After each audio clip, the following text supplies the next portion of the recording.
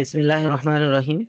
We have studied already started topic which is about the corporate finance or in the course of financial accounting. Financial accounting के इस course में already हमने discuss किया corporation के हवाले से, जिसको हम कंपनी या जॉइंट स्टॉक कंपनी भी कहते हैं। तो जॉइंट स्टॉक कंपनी, या आप कह सकते हैं कि इनिशियली जो है वो बिजनेस को हम तीन टाइप्स में डिवाइड करते हैं। एक टाइप कंपनी की कहलाते एक टाइप बिजनेस की कहलाती है सोल प्रोप्राइटरशिप, जिसका मतलब है कि कोई एक फर्द, सोल प्रोप्राइटरशिप यानी एक फर्द जो है वो ऑनर होता है, मालिक होता है, प्रोप्राइटर होता है उस बिजनेस का, जो कि सबसे कॉमन टाइप है। इसको शुरू करना भी आसान है, इसको ख़त्म करना भी आसान है। आपने सुबह बिजनेस शुरू किया, शाम में जो है वो उससे दिल बर्दाश्त हो गए या किसी भी वजह से आप उसको ख़त्म कर रहे हैं, तो ये सोल प्रोप्राइटरशिप है। ये जो है ये सबसे आसान, सबसे कॉमन टाइप है। ये बहुत इजीली वजूद में भी आ जाती है और ख़त्म भी हो जाती है। इसके लिए आपको कोई ख़ास लीगल रिक्वायरमेंट्स आमतौर पर वजूद ज़रूरत नहीं होती। दूसरी टाइप ऑफ द बिजनेस है हमारे पास पार्टनरशिप। और पार्टनरशिप के हवाले से जो है वो हम में से हर एक ही तकरीबन वाकिफ़ है, जहाँ दो या दो से ज़ायद लोग जो है मिलकर किसी बिजनेस को जो है वो जॉइंटली ओन करते हैं, जॉइंटली जो है उसको लेकर चलते हैं, तो ये पार्टनरशिप कहलाती है।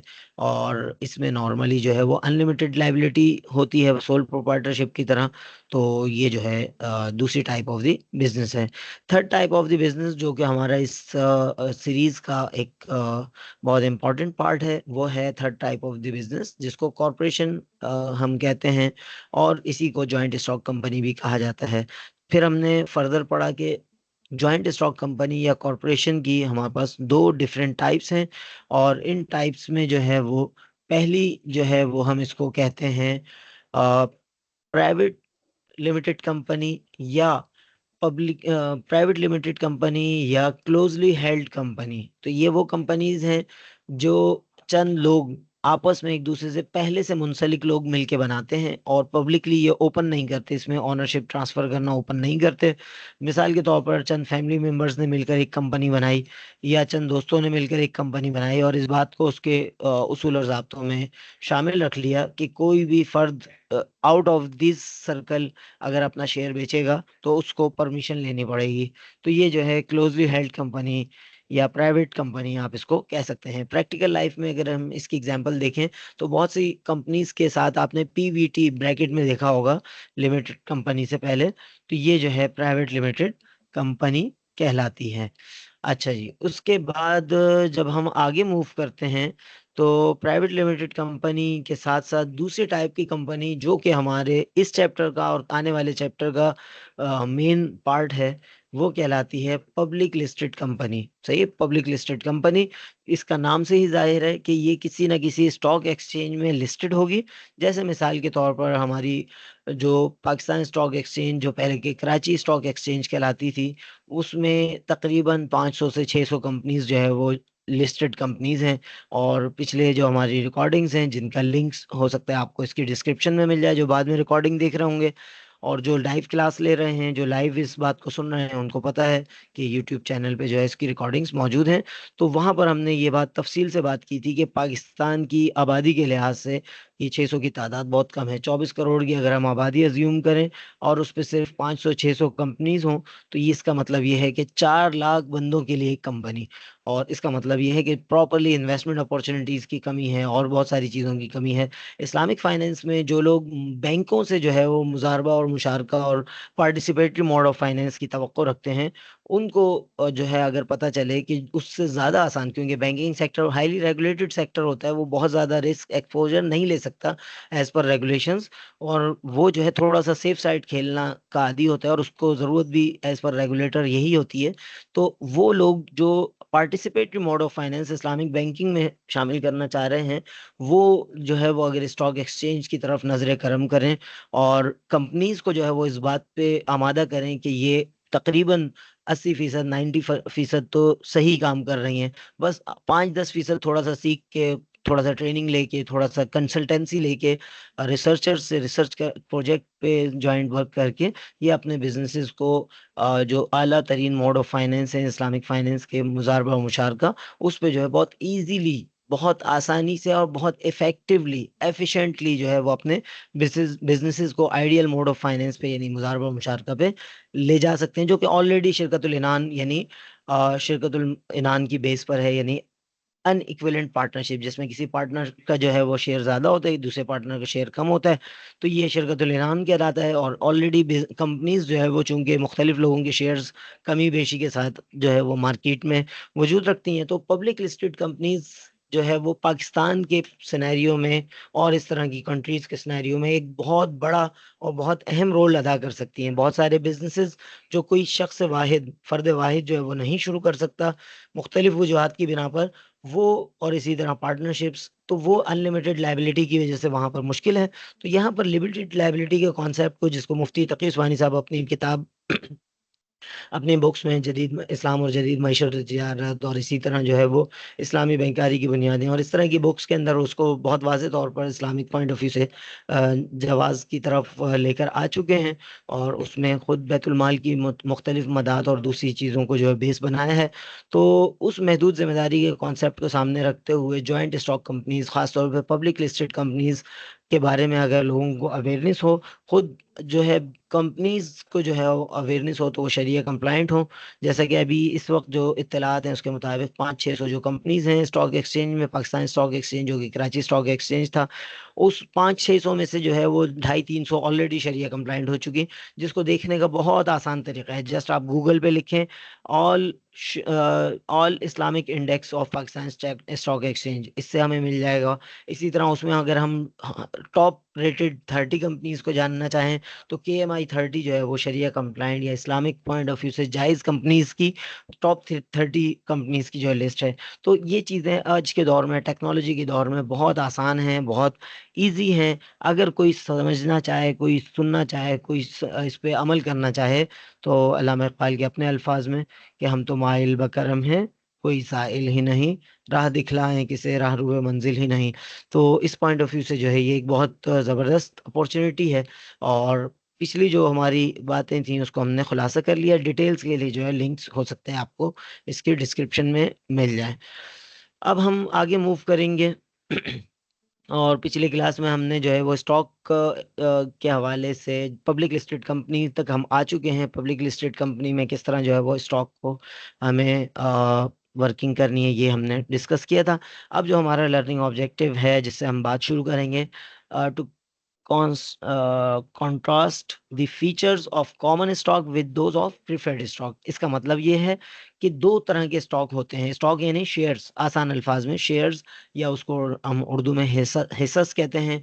आसान उर्दू में हम हिस्से कह सकते हैं, किसी कंपनी के ऑनरशिप के हिस्से।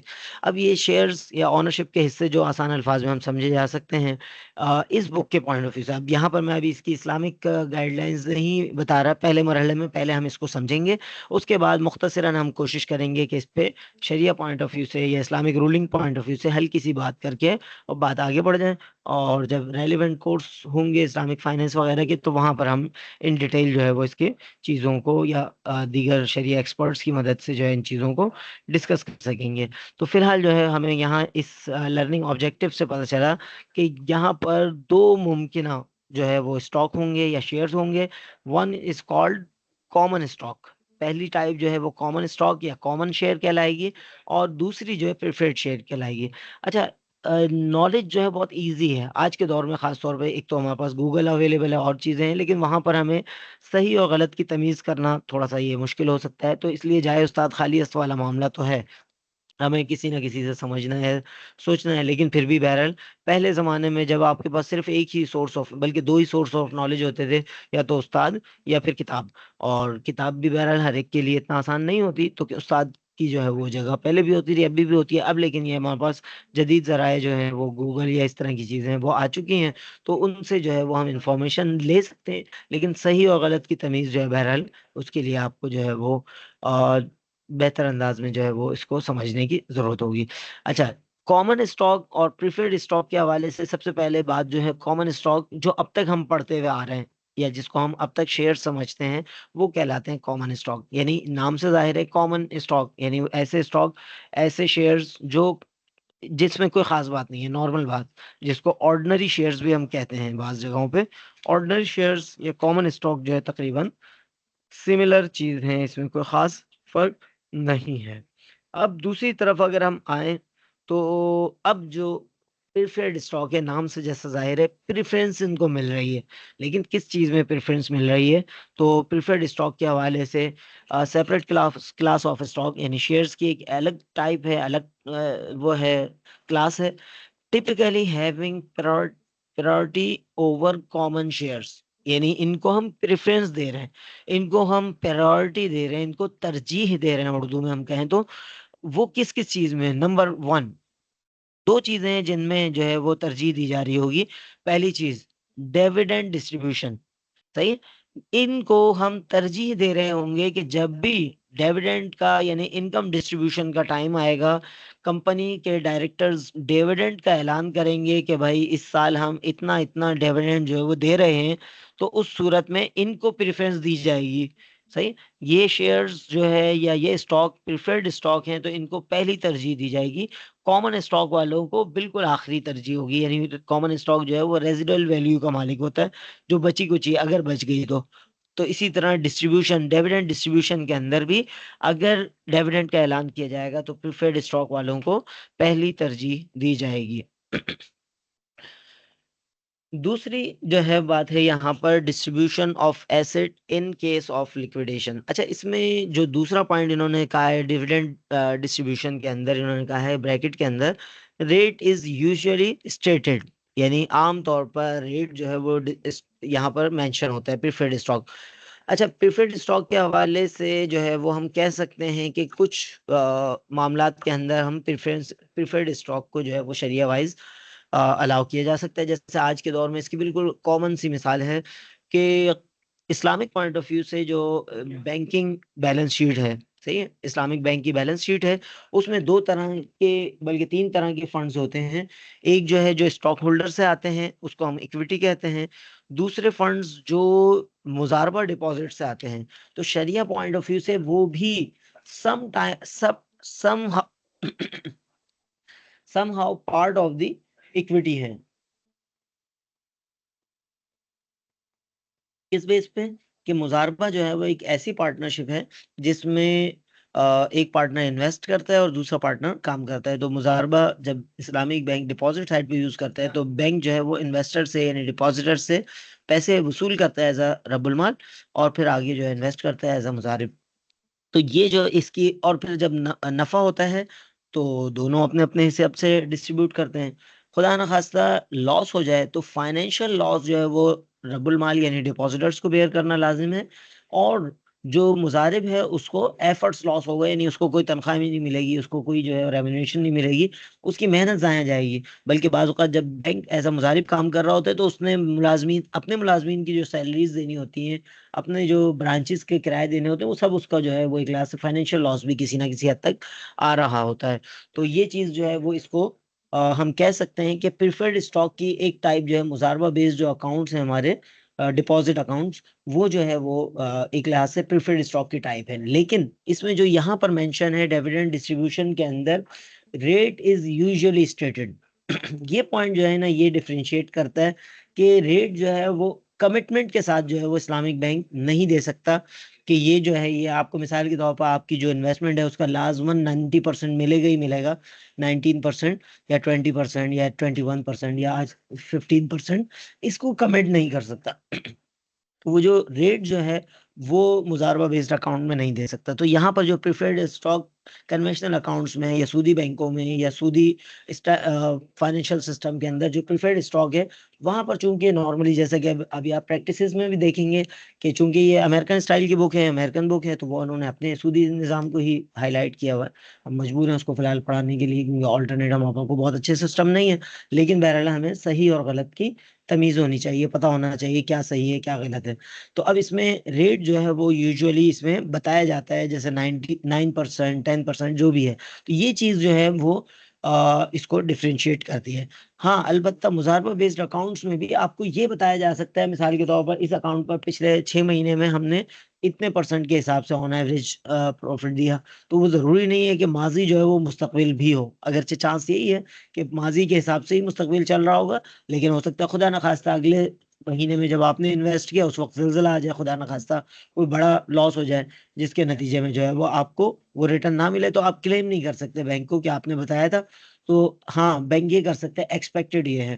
तो अब वो एक्सपेक्टेड जो है वो आपकी एक्सपेक्टेशन पूरी हो या ना हो, वो जरूरी नहीं है। नॉर्मली के बैंक क्या करता है, ये बैंक जो है वो एज अ मुजारिब अपने हिस्से में से आपको कुछ देता है ताकि डिपॉजिटर्स जो है वो खुश रहें, मुतमईन रहें, लेकिन वो उस पर शरअन लाजिम नहीं है, वाजिब नहीं है कि वो ऐसा करे। तो उम्मीद है यहाँ पर हमने जो है वो प्रिफर्ड स्टॉक की जो करेक्टरिस्टिक है, खास बात है, खासियत है, कि उसको जो प्रेफरेंस मिल रही है डिविडेंड डिस्ट्रीब्यूशन में, वो यहाँ पर फुलफिल हो रही होगी। अच्छा, मुजारबा बेस्ड अकाउंट में भी जो है वो बैंक, इस्लामिक बैंक यही करता है कि जो इस मुजारबा बेस्ड अकाउंट हैं उनको पहले प्रॉफिट शेयर करते हैं, और जो कॉमन स्टॉक हैं, ऑर्डिनरी शेयर्स हैं, नॉर्मल स्टॉक हैं, उनको जो है वो अगर बचता है तो मिलता है, अदरवाइज उनको नहीं मिलता। तो ये प्रिफर्ड स्टॉक जो है वो मुजारबा वाले अकाउंट्स को हम कह सकते हैं कि this is practical aspect of the preferred stock in the current financial system, which is very fastly and very speedily जो है वो ग्रो कर रहा है। तो इस्लामिक बैंकिंग सिस्टम बहुत तेजी से ग्रो कर रहा है पिछले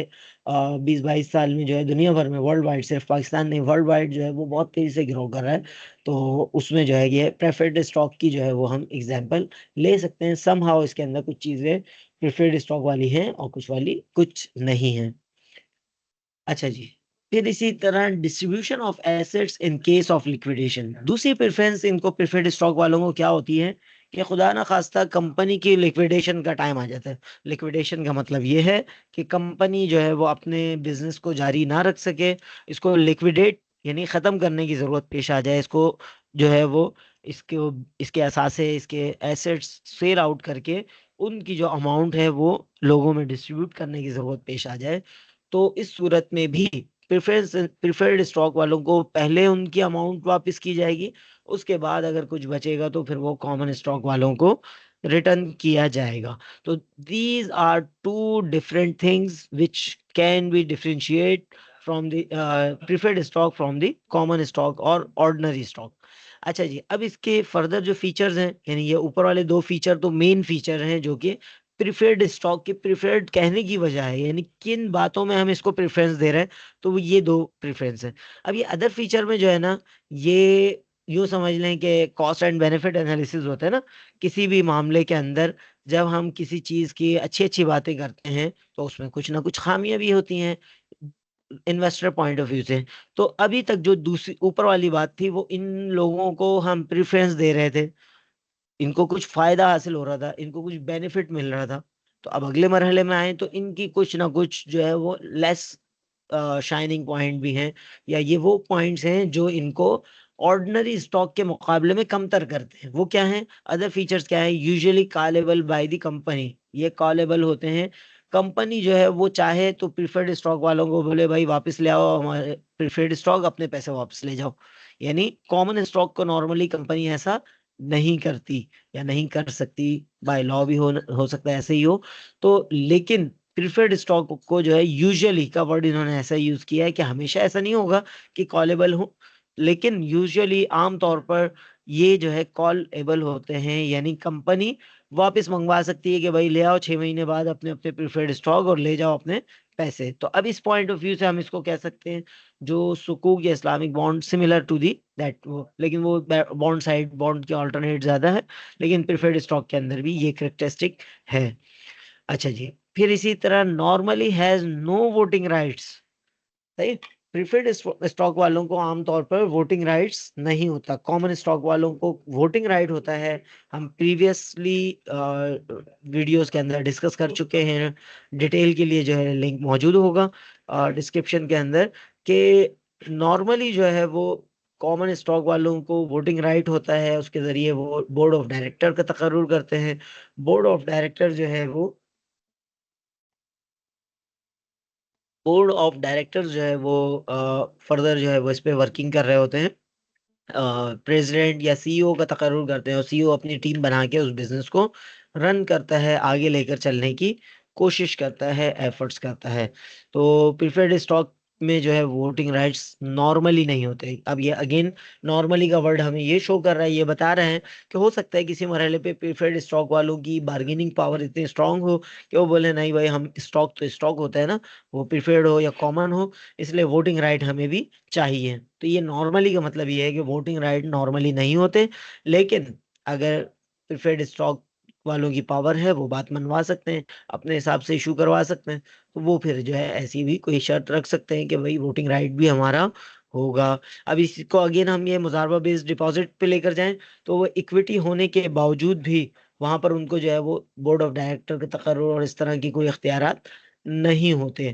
तो ये भी चीज जो है इसको डिफरेंशिएट कर रही होती है। अच्छा जी। अच्छा, ये दो बातें तो हम कह सकते हैं कि इन ये जो last two features we have discussed, we can say that these features have preferred stock को जो है वो ये यूं समझ लें कि लेस प्रेफरेंस यहाँ पर हासिल है। प्रीफर्ड स्टॉक वालों के ये एक क्लास से लूप होल्स हैं, कॉमन स्टॉक वालों या ऑर्डिनरी शेयर वालों के मुकाबले में ये यहाँ पर हमें कमतर दिखाई देते हैं।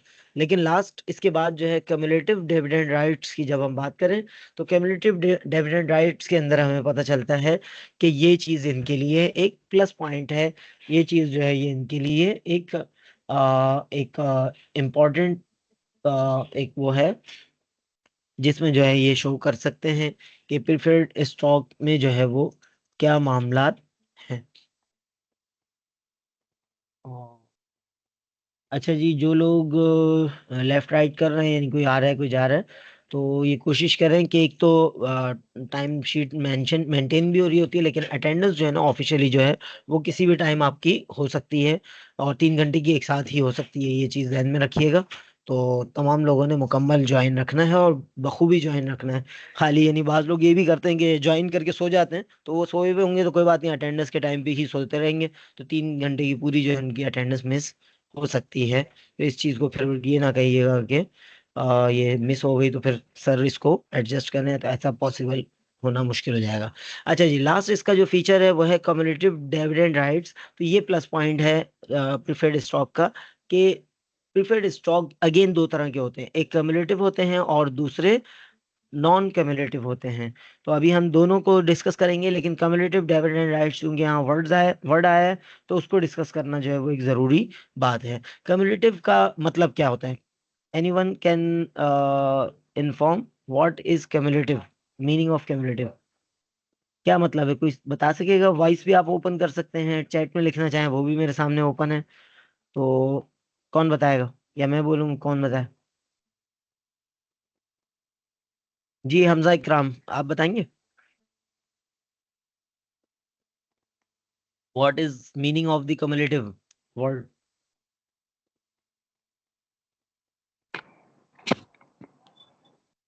सर इसमें डिविडेंड्स को राइट मिलता है ना। क्यूमुलेटिव, लफ्ज क्यूमुलेटिव को हम कह सकते हैं कम्युलेशन, यानी ये जमा हो रहा होता है। इसका मतलब क्या है अभी हम डिस्कस कर लेते हैं, लेकिन क्यूमुलेटिव जो है प्रेफर्ड स्टॉक हो सकता है, ये भी अगेन कंपलसरी नहीं है, क्योंकि हमारे पास अगेन प्रेफर्ड स्टॉक के दो टाइप्स हमारे पास आ गए, एक है क्यूमुलेटिव प्रेफर्ड स्टॉक और दूसरा है non cumulative. Cumulative preferred stock की डेफिनेशन हमारे सामने मौजूद है कि dividends in errors must be paid before dividends may be paid on common stock। मतलब क्या है कि पिछले साल का इनको मिसाल के तौर पर खुदा ना खास्ता सूदी स्टाइल में जो उन्होंने रेट्स वगैरह डिफाइन कर दिए थे, तो जी बिल्कुल ओवर टाइम एडिशन बहुत अच्छा इन्होंने बताया है, मुनज़्ज़म है, चले माशाल्लाह। तो इसमें जो है डिविडेंड्स जो है वो एरर्स में जमा हो रहे होते हैं। मिसाल के तौर पर खुदा न खास्ता सूदी स्टाइल में इन्होंने जो है वो जैसे अगली एग्जांपल भी आ रही है, 9% या XYZ% इन्होंने कहा कि आपको प्रीफर्ड स्टॉक पे आपको इतना पैसा मिलेगा मिलेगा, जो कि सूद हो जाएगा उसूली तौर पर। तो अब खुदा ना खास्ता इस तरह की कोई सूदी ट्रांजैक्शन की है इन्होंने, तो इनके पॉइंट ऑफ व्यू से, ये यहाँ पर मैं जस्ट आपको अकाउंटिंग पढ़ा रहा हूँ, इस्लामिक पॉइंट ऑफ व्यू से मैं साथ साथ बताऊंगा क्या सही है क्या गलत है। तो हमने पढ़ना जरूर है, हमने समझना जरूर है, लेकिन करना नहीं है। करना हमने वही है जो हमें अल्लाह और उसके रसूल ने बताया। क्यों? कि कुरान मजीद हमें 4 मकामात पर बताता है सूद के हवाले से आयत। उनमें से सूरह रूम 21वें पारे में है, सूरत नंबर 30, आयत नंबर 39, कि वमा आती तुम्हें रिबल लिया वो फी अमवालिन्नास फला यरबु इंदल्लाह। सूद के हवाले से पहली आयत जिसमें कॉन्सेप्ट दिया गया कि ये जो तुम सूदी मामला करते हो और समझते हो इसके जरिए में माल बढ़ता है, इसके जरिए माल नहीं बढ़ता। सही, सूरह रूम आयत नंबर 39। ये आप लोग रिकॉर्डिंग में भी सुन लीजिएगा, अपने पास वैसे भी नोट कर लें। ये एक ऐसा असाइनमेंट है जिसके मार्क्स यहाँ पर नहीं मिलेंगे, आपको आखिरत में मिलेंगे। सही है? तो जो आखिरत के मार्क्स हासिल करना चाहे वो इसको अच्छी तरह नोट कर ले। और उसके बाद अगले मरहले में मैं आपको एक रेफरेंस बताऊंगा, वहां से आप इसको पढ़ लीजिएगा। वो रेफरेंस है e Quran library, e Quran library dot com. आप गूगल पे लिखेंगे तो, या डायरेक्ट सर्च उसमें बार में लिखेंगे, एड्रेस बार में, तो e कुरान लाइब्रेरी.com पे जो है वो तकरीबन आपको 43+ तफासिर मिल जाएंगी, ट्रांसलेशंस मिल जाएंगी, तफासिर यानी इंटरप्रिटेशंस मिल जाएंगी। जिसको भी आप लाइक करते हो, मौलाना मौदूदी हैं, मुफ्ती तकी उस्मानी साहब हैं, मुफ्ती शफी उस्मानी साहब हैं, डॉक्टर इसरार अहमद हैं, डॉक्टर फरहद हाशमी हैं, जिसको आप लाइक करते हो उसका जो है वो आपको तर्जुमा और तफसीर वहाँ मिल जाएगा। उसको पढ़ें, उसको समझें। तो ये, लेकिन ये आप रेफरेंसेस नोट कर लें, क्योंकि अकाउंटिंग और फाइनेंस पढ़ते हुए सूद का तज़किरा आना लाजमी है। लेकिन हमें पता हो कि कुरान इस बारे में क्या कह रहा है, हदीस इस बारे में क्या कह रही है, इस्लाम इस बारे में क्या कह रहा है। हमने ये पढ़ना तो है, समझना तो है, लेकिन इस पर अमल नहीं करना है। क्यों नहीं करना है? क्योंकि अल्लाह रब्बुल इज़्ज़त ने इसके बारे में बड़ी सख्त बातें कही हैं। पहली बात सूरह रूम आयत नंबर 39, सूरह, उसके बाद सूरह निसा, उसके बाद सूरह आले इमरान, और सबसे आखिर में सूरह बकरा। चौथा मकाम जहां पर सूद के मामला डिस्कस किए गए हैं, और वो बड़े खतरनाक अंदाज में है। आयत नंबर, सूरह बकरा यानी दूसरी सूरत है, इसकी आयत नंबर 275 से 281, 275 टू 281। इसमें जो अल्लाह रब्बुल इज़्ज़त फरमाते हैं कि ये लोग क्या कहते हैं, इन्नमल बैउ मिस्लुर रिबा क़ालू इन्नमल बैउ मिस्लुर रिबा, कि ये लोग कहते हैं कि खरीदो फरोख्त भी तो सूद की तरह है। जैसे आज लोग भी, बाज लोग कहते हैं कि यार सूदी कारोबार वैसे ही है जैसे तुम खरीदो फरोख्त करते हो। तुम 10 की चीज लेते हो, 12 की बेच देते हो, मैं 10 रुपए उधार देता हूँ, 12 रुपए वापस लेता हूँ, क्या फर्क है? ये कोई नया एतराज नहीं है। ये एतराज आज से 1400-1500 साल पहले कुरैश मक्का ने या मुशरिकीन मक्का ने ये एतराज किया था। इसके जवाब में अल्लाह रब्बुल इज़्ज़त ने फरमाया, अहल्लल्लाहुल बैअ व हर्रम रिबा, कि अल्लाह ताला ने बै को, खरीदो फरोख्त को, तिजारत को हलाल करार दिया है, और सूद को हराम करार दिया है। और फिर इसी में आगे चल के आयत नंबर 278 279 में इतनी सख्त बात की गई है जो किसी बड़े से बड़े गुनाह के हवाले से नहीं है। सूद के हवाले से जो आयत हैं 278 279, सूरह बकरा सूरह नंबर 2, आयत नंबर जो है वो 278 279, सही है, तीसरे पारे के अंदर है। आप लाजमन जो है, वो लोग जो असाइनमेंट के आखिरत में मार्क्स लेना चाहें, दुनिया में तो शायद ना मिले, या हो सकता है अगले किसी कोर्स में मिल जाए, फिलहाल जो है वो आखिरत में जो मार्क्स लेना चाहें उनके लिए ये असाइनमेंट है कि आप लाजमन इसको ये कुरान लाइब्रेरी से, जिसको भी आप लाइक करते हैं उसके तर्जुमा और तफसीर में पढ़ें, समझें, और अपने करने के काम वहां से मुंतखब करें। आप लोग अकाउंटिंग एंड फाइनेंस, खासतौर पे बीबीए वाले और बीबीएस अकाउंटिंग एंड फाइनेंस वाले, और इवन सप्लाई चेन वाले भी, ये चीजें उनसे भी मुंसलिक है। मेरा एक आर्टिकल है, Islamic finance involvement in the supply chain of the financed assets, वो इन दोनों फील्ड्स को आपस में मिलाता है। तो वो आप चाहेंगे तो पर्सनल में कांटेक्ट कर लीजिएगा, उसके लिंक्स मैं आपको दे दूंगा। तो ये दोनों फील्ड्स आपस में, तीनों फील्ड्स आपस में बहुत ज्यादा सिमिलर हैं। तो इसमें जब आयत नंबर 278 279 की हम बात करते हैं, वहां जो बात की गई है वो क्या की गई है, हम सुन लेते हैं। औज़ु बिल्लाहि मिनश शैतानिर रजीम, बिस्मिल्लाहिर रहमानिर रहीम। अल्लाह रब्बुल इज़्ज़त फरमाते हैं, या अय्युहल्लज़ीना आमनुत्तकुल्लाह, ए लोगों जो ईमान लाए हो, जो ईमान लाने का दावा कर रहे हो कि भाई हम ईमान लाए हैं, तो इत्तकुल्लाह, अल्लाह से डरो। तकवा कहते हैं डरना, अल्लाह रब्बुल इज़्ज़त से तकवा इख्तियार करो। और तकवा इख्तियार किस तरह होगा इस मामले में, इस कॉन्टेक्स्ट में जो बात चल रही है, आयत नंबर 275 से 278 तक आते आते बात होती है कि इत्तकुल्लाह वज़रू मा बकिया मिनर रिबा इन कुंतुम मुमिनीन। वाह, और जरू, छोड़ दो, मा बकिया, जो बाकी रह गया, बकिया हम उर्दू में भी कहते हैं, वही उर्दू इसमें है, मा बकिया, जो बाकी रह गया है, मिनर रिबा, सूद में से, इन कुंतुम, वज़रू मा बकिया मिनर रिबा इन कुंतुम मुमिनीन, अगर तुम मोमिन हो, अगर अब शुरू में भी कहा गया या अय्युहल्लज़ीना आमनू, शुरू में कहा गया ए लोगो जो ईमान लाए हो, और आखिर में भी इस आयत के आयत नंबर 278 के आखिर में भी कहा गया इन कुंतुम मुमिनीन, अगर तुम ईमान लाए हो। तो मतलब यह है कि अगर तुम वाकई अपने दावे में, अपनी बात में, अपनी जबान में सच्चे हो, तो फिर इस बात को जो है वो पक्का पक्का रखो। इस बात को जो है वो ये ना करो कि सूदी कारोबार भी चल रहा हो और ईमान का दावा भी चल रहा हो, सूदी बैंक में खाता भी चल रहा हो, सूदी बैंक को करंट अकाउंट के तौर पर फ्री फंड आपने दिया हुआ हो, और फिर ईमान का दावा भी चल रहा हो। आज के दौर में भी अगर करंट अकाउंट सूदी बैंकों से खत्म हो जाए तो वो वैसे ही बैठ जाएंगे। यानी हम, एक तो ये होता है ना, बहुत सारे लोग हम में से अल्हम्दुलिल्लाह तकवा के इस दर्जे पे होते हैं कि बोलते हैं हम सूद खुद नहीं लेंगे। तो वो कहते हैं पहले जमाने में जब इस्लामिक बैंक नहीं थे तो फतवा था कि भाई आपने लाजमन अकाउंट खोलना ही है तो करंट अकाउंट में खोलना है, क्योंकि उसमें फिर आप सूद ले नहीं रहे होंगे। हाँ अलबत्ता जो है वो आपके पैसे पे बैंक सूद कमा रहा होगा। तो उस जमाने में जब इस्लामिक बैंक नहीं थे तो ये फतवा था। लेकिन आज के दौर में जब हर गली के कॉर्नर पे और मुख्तलिफ जगहों पे हर इलाके में जो है वो इस्लामिक बैंक हैं, और इस वक्त 22 बैंक ऐसे हैं जो इस्लामिक बैंकिंग का बिजनेस कर रहे हैं। उनमें से 6 फुल फ्लैज बैंक हैं, मीज़ान बैंक, बैंक इस्लामी, अलबरका, दुबई इस्लामी और फैसल बैंक। तो ये जो है ये पाकिस्तान में लम्हा मौजूद में फुल फ्लैज इस्लामिक बैंकिंग कर रहे हैं। इनमें से किसी से आप काम कर लें, बेधड़क कर लें। बाकी 16 बैंक ऐसे हैं जो इस्लामिक और कन्वेंशनल दोनों काम कर रहे हैं। उनसे आप मोहतात रह के इस्लामिक में काम कर सकते हैं, अगरचे वहां लोग गड़बड़ कर ज्यादा कर रहे होते हैं। मेरा खुद अपना एक्सपीरियंस है एक ऐसे बैंक में जो सूदी काम भी करता है और कन्वेंशनल इस्लामिक काम भी करता है। तो वहां जाके मैंने बोला मैं इस्लामिक खुलवाना है, पहले तो उन्होंने पूरी कोशिश कर ली कि मैं इस्लामिक ना खुलवाऊं, उनके सूदी बैंक में जो है करंट अकाउंट खुलवाऊं। मैंने कहा मैं क्यों आपको फ्री में अपना जो है फंड दूं कि आप सूद कमाए मेरे पैसे से और सारा अपने पास रखें। मैं ना सूद खुद कमाऊंगा ना आपको कमाने दूंगा। उसके बाद खींचतान के उन्होंने मेरा इस्लामिक अकाउंट खोला, लेकिन बहरहाल मैं उससे मुतमईन नहीं हूँ। तो प्रेफरेड मेरी यही होगी, प्रेफरेंस यही होगी कि पहली तरजीह तो आपकी ये 5 बैंक या 6 बैंक जो मैंने गिनवाया आपको, वो फुल फ्लैज इस्लामिक बैंक कहलाते हैं, और हर 3 महीने बाद इसकी updated list Islamic banking bulletin के नाम से जारी होती है। आप सिंपल गूगल कर ले अपडेटेड इस्लामिक बैंकिंग की जो बुलेटिन है, Islamic banking bulletin by state bank of Pakistan, वो आपको गूगल के जरिए मिल जाएगा। उसमें जो है वो एनेक्जर 1, सही अपेंडिक्स 1 या एनेक्जर 1 जो है वो नॉर्मली उसकी पूरी लिस्ट बताता है। तो ये this is a right source. आज के दौर में मसला इंफॉर्मेशन का नहीं है, आज के दौर में मसला है कि सही इंफॉर्मेशन तक कैसे पहुंचा जाए। तो इस हवाले से जो है वो अगर हम देखें तो इस हवाले से जो है वो हमारे पास बहुत आसानी से सही सोर्स ऑफ इंफॉर्मेशन तक हम पहुंच सकते हैं। 5 फुल फ्लैज बैंक्स जो है वो मीज़ान बैंक, बैंक इस्लामी, दुबई इस्लामी, अलबरका और फैसल बैंक, इनसे आप बेधड़क काम कर सकते हैं। बाकी 16 बैंक हैं जिनसे आप काम करें तो मोहतात वे में करें, जैसे अल हबीब बैंक, अल हबीब है, हबीब बैंक लिमिटेड है, अलाइड बैंक है, वगैरह वगैरह। लेकिन उनसे काम करते वक्त आपको बहुत मोहतात रहना पड़ेगा, क्योंकि वो फिर ज्यादातर आपको घुमाते रहते हैं कि बात एक ही है, वो है वो एक नहीं है। सही, मैं खुद बैंकिंग सेक्टर में काम कर चुका हूँ, शरिया वाइज अल्हम्दुलिल्लाह एक काफी जिंदगी के साल लगाए हैं। तो इस बात को मैं जानते हुए कहता हूँ कि बागी और गैर बागी वो बराबर नहीं हो सकते। एक शख्स है जो कहे कि मैं मुल्क के कानून को ही नहीं मानता, मैं अल्लाह के कानून को ही नहीं मानता, वो, और दूसरा है जो कहता है कि मैं कोशिश तो पूरी करता हूँ कि अपने जो शरिया कवानीन हैं, जो मुल्क के कवानीन हैं, हम उसको फॉलो करें। दोनों कैसे बराबर हो सकते हैं? एक जो है जो सिरे से कानून को माने ही नहीं, कहे कि नहीं सूद जो है अल्लाह ने वैसे ही हराम करके हम तो नहीं मानते, हम सूदी कारोबार करेंगे।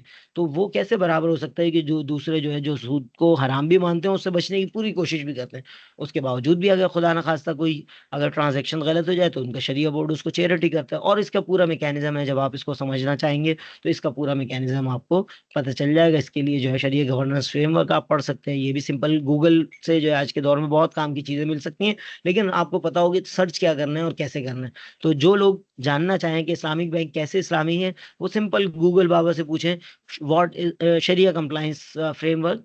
इस वक्त पाकिस्तान में जो अपडेटेड फ्रेमवर्क है शरिया कंप्लायंस, शरिया गवर्नेंस फ्रेमवर्क, इस वक्त जो पाकिस्तान में लेटेस्ट जो राइज है वो 2018 का है। लेकिन जो अंदर की इत्तलात है वो ये है कि अपडेटेड शरिया गवर्नेंस फ्रेमवर्क आने वाला है, एसजीएफ कहलाता है खुलासतन। तो बात हमारी हो रही थी कि सूद के हवाले से चौथा जो मकाम है, जो सबसे खतरनाक जिस हवाले से आयात नाजिल हुई हैं, जो किसी बड़े से बड़े दूसरे जुर्म के हवाले से भी नहीं नाजिल हुई, शिर्क के हवाले से भी नाजिल नहीं है। सही है, शिर्क को जिसको बड़ा जुल्म कहा गया है, लेकिन उसके हवाले से भी ये बात नहीं कही गई जो सूद के हवाले से की गई है। सूद के हवाले से कहा गया या अय्युहल्लज़ीना आमनुत्तकुल्लाह, ए लोगो जो ईमान लाए हो, अल्लाह का तकवा इख्तियार करो, अल्लाह से डरो। वज़रू, और छोड़ दो, माँ बकिया, जो बाकी रह गया, रिबा, सूद, इन कुन्तुम मोमिनीन, अगर तुम मोमिन हो। आयत नंबर 278, सूरह बकरा, या नहीं, सूरह नंबर 2। इसके बाद जो बात है वो है फ़इल्लम तफ़ालू, आयत नंबर 279। फ़इल्लम तफ़ालू, अगर तुम ऐसा नहीं करोगे, यानी क्या नहीं करोगे, पिछली आयत में जो क्या आ गया कि सूद छोड़ दो, अगर तुम ऐसा नहीं करोगे मतलब सूद जारी रखोगे, सूद नहीं छोड़ोगे, तो फ़अज़नु, तैयार हो जाओ। सही है, फ़अज़नु, तैयार हो जाओ, बिहर्बिम मिनल्लाह, अल्लाह से जंग के लिए, अल्लाह से जंग के लिए तैयार हो जाओ। और सिर्फ अल्लाह ही नहीं बल्कि व रसूली, उसके रसूल से जंग के लिए भी तैयार हो जाओ। ये वाली बात जो है आयत नंबर 279, आयत नंबर 269 के अंदर जो ये सूद के हवाले से बात की गई है, किसी बड़े से बड़े जुर्म के हवाले से, जिनको हम बड़ा जुर्म समझते हैं, उनके हवाले से भी नहीं की गई, ये जिना के हवाले से नहीं की गई। ये जो है ये सूद के हवाले, ये जो है सूद के हवाले से ही की गई है, शिर्क के हवाले से, कुफ्र के हवाले से, किसी और चीज, कत्ल के हवाले से ये बात नहीं की गई कि तुम अगर ऐसा करोगे तो अल्लाह और उसके रसूल से जंग के लिए तैयार हो जाओ। सूद के हवाले से ही की गई है, इतनी बड़ी बात है। तो इसलिए इस हवाले से सबसे पहले तो इसको समझने की जरूरत है, सूद है क्या। एक बहुत बड़ा मसला हमारे मुआशरे में है कि वो डेफिनेशन अजीब व गरीब सी बना के घूमते हैं। उसमें सबसे पहली चीज के सूद क्या है, सूद के हवाले से सिंपल सा उसूल है, कुल्लु कर्ज़िन जर्र मनफ़अतन फहुव रिबा।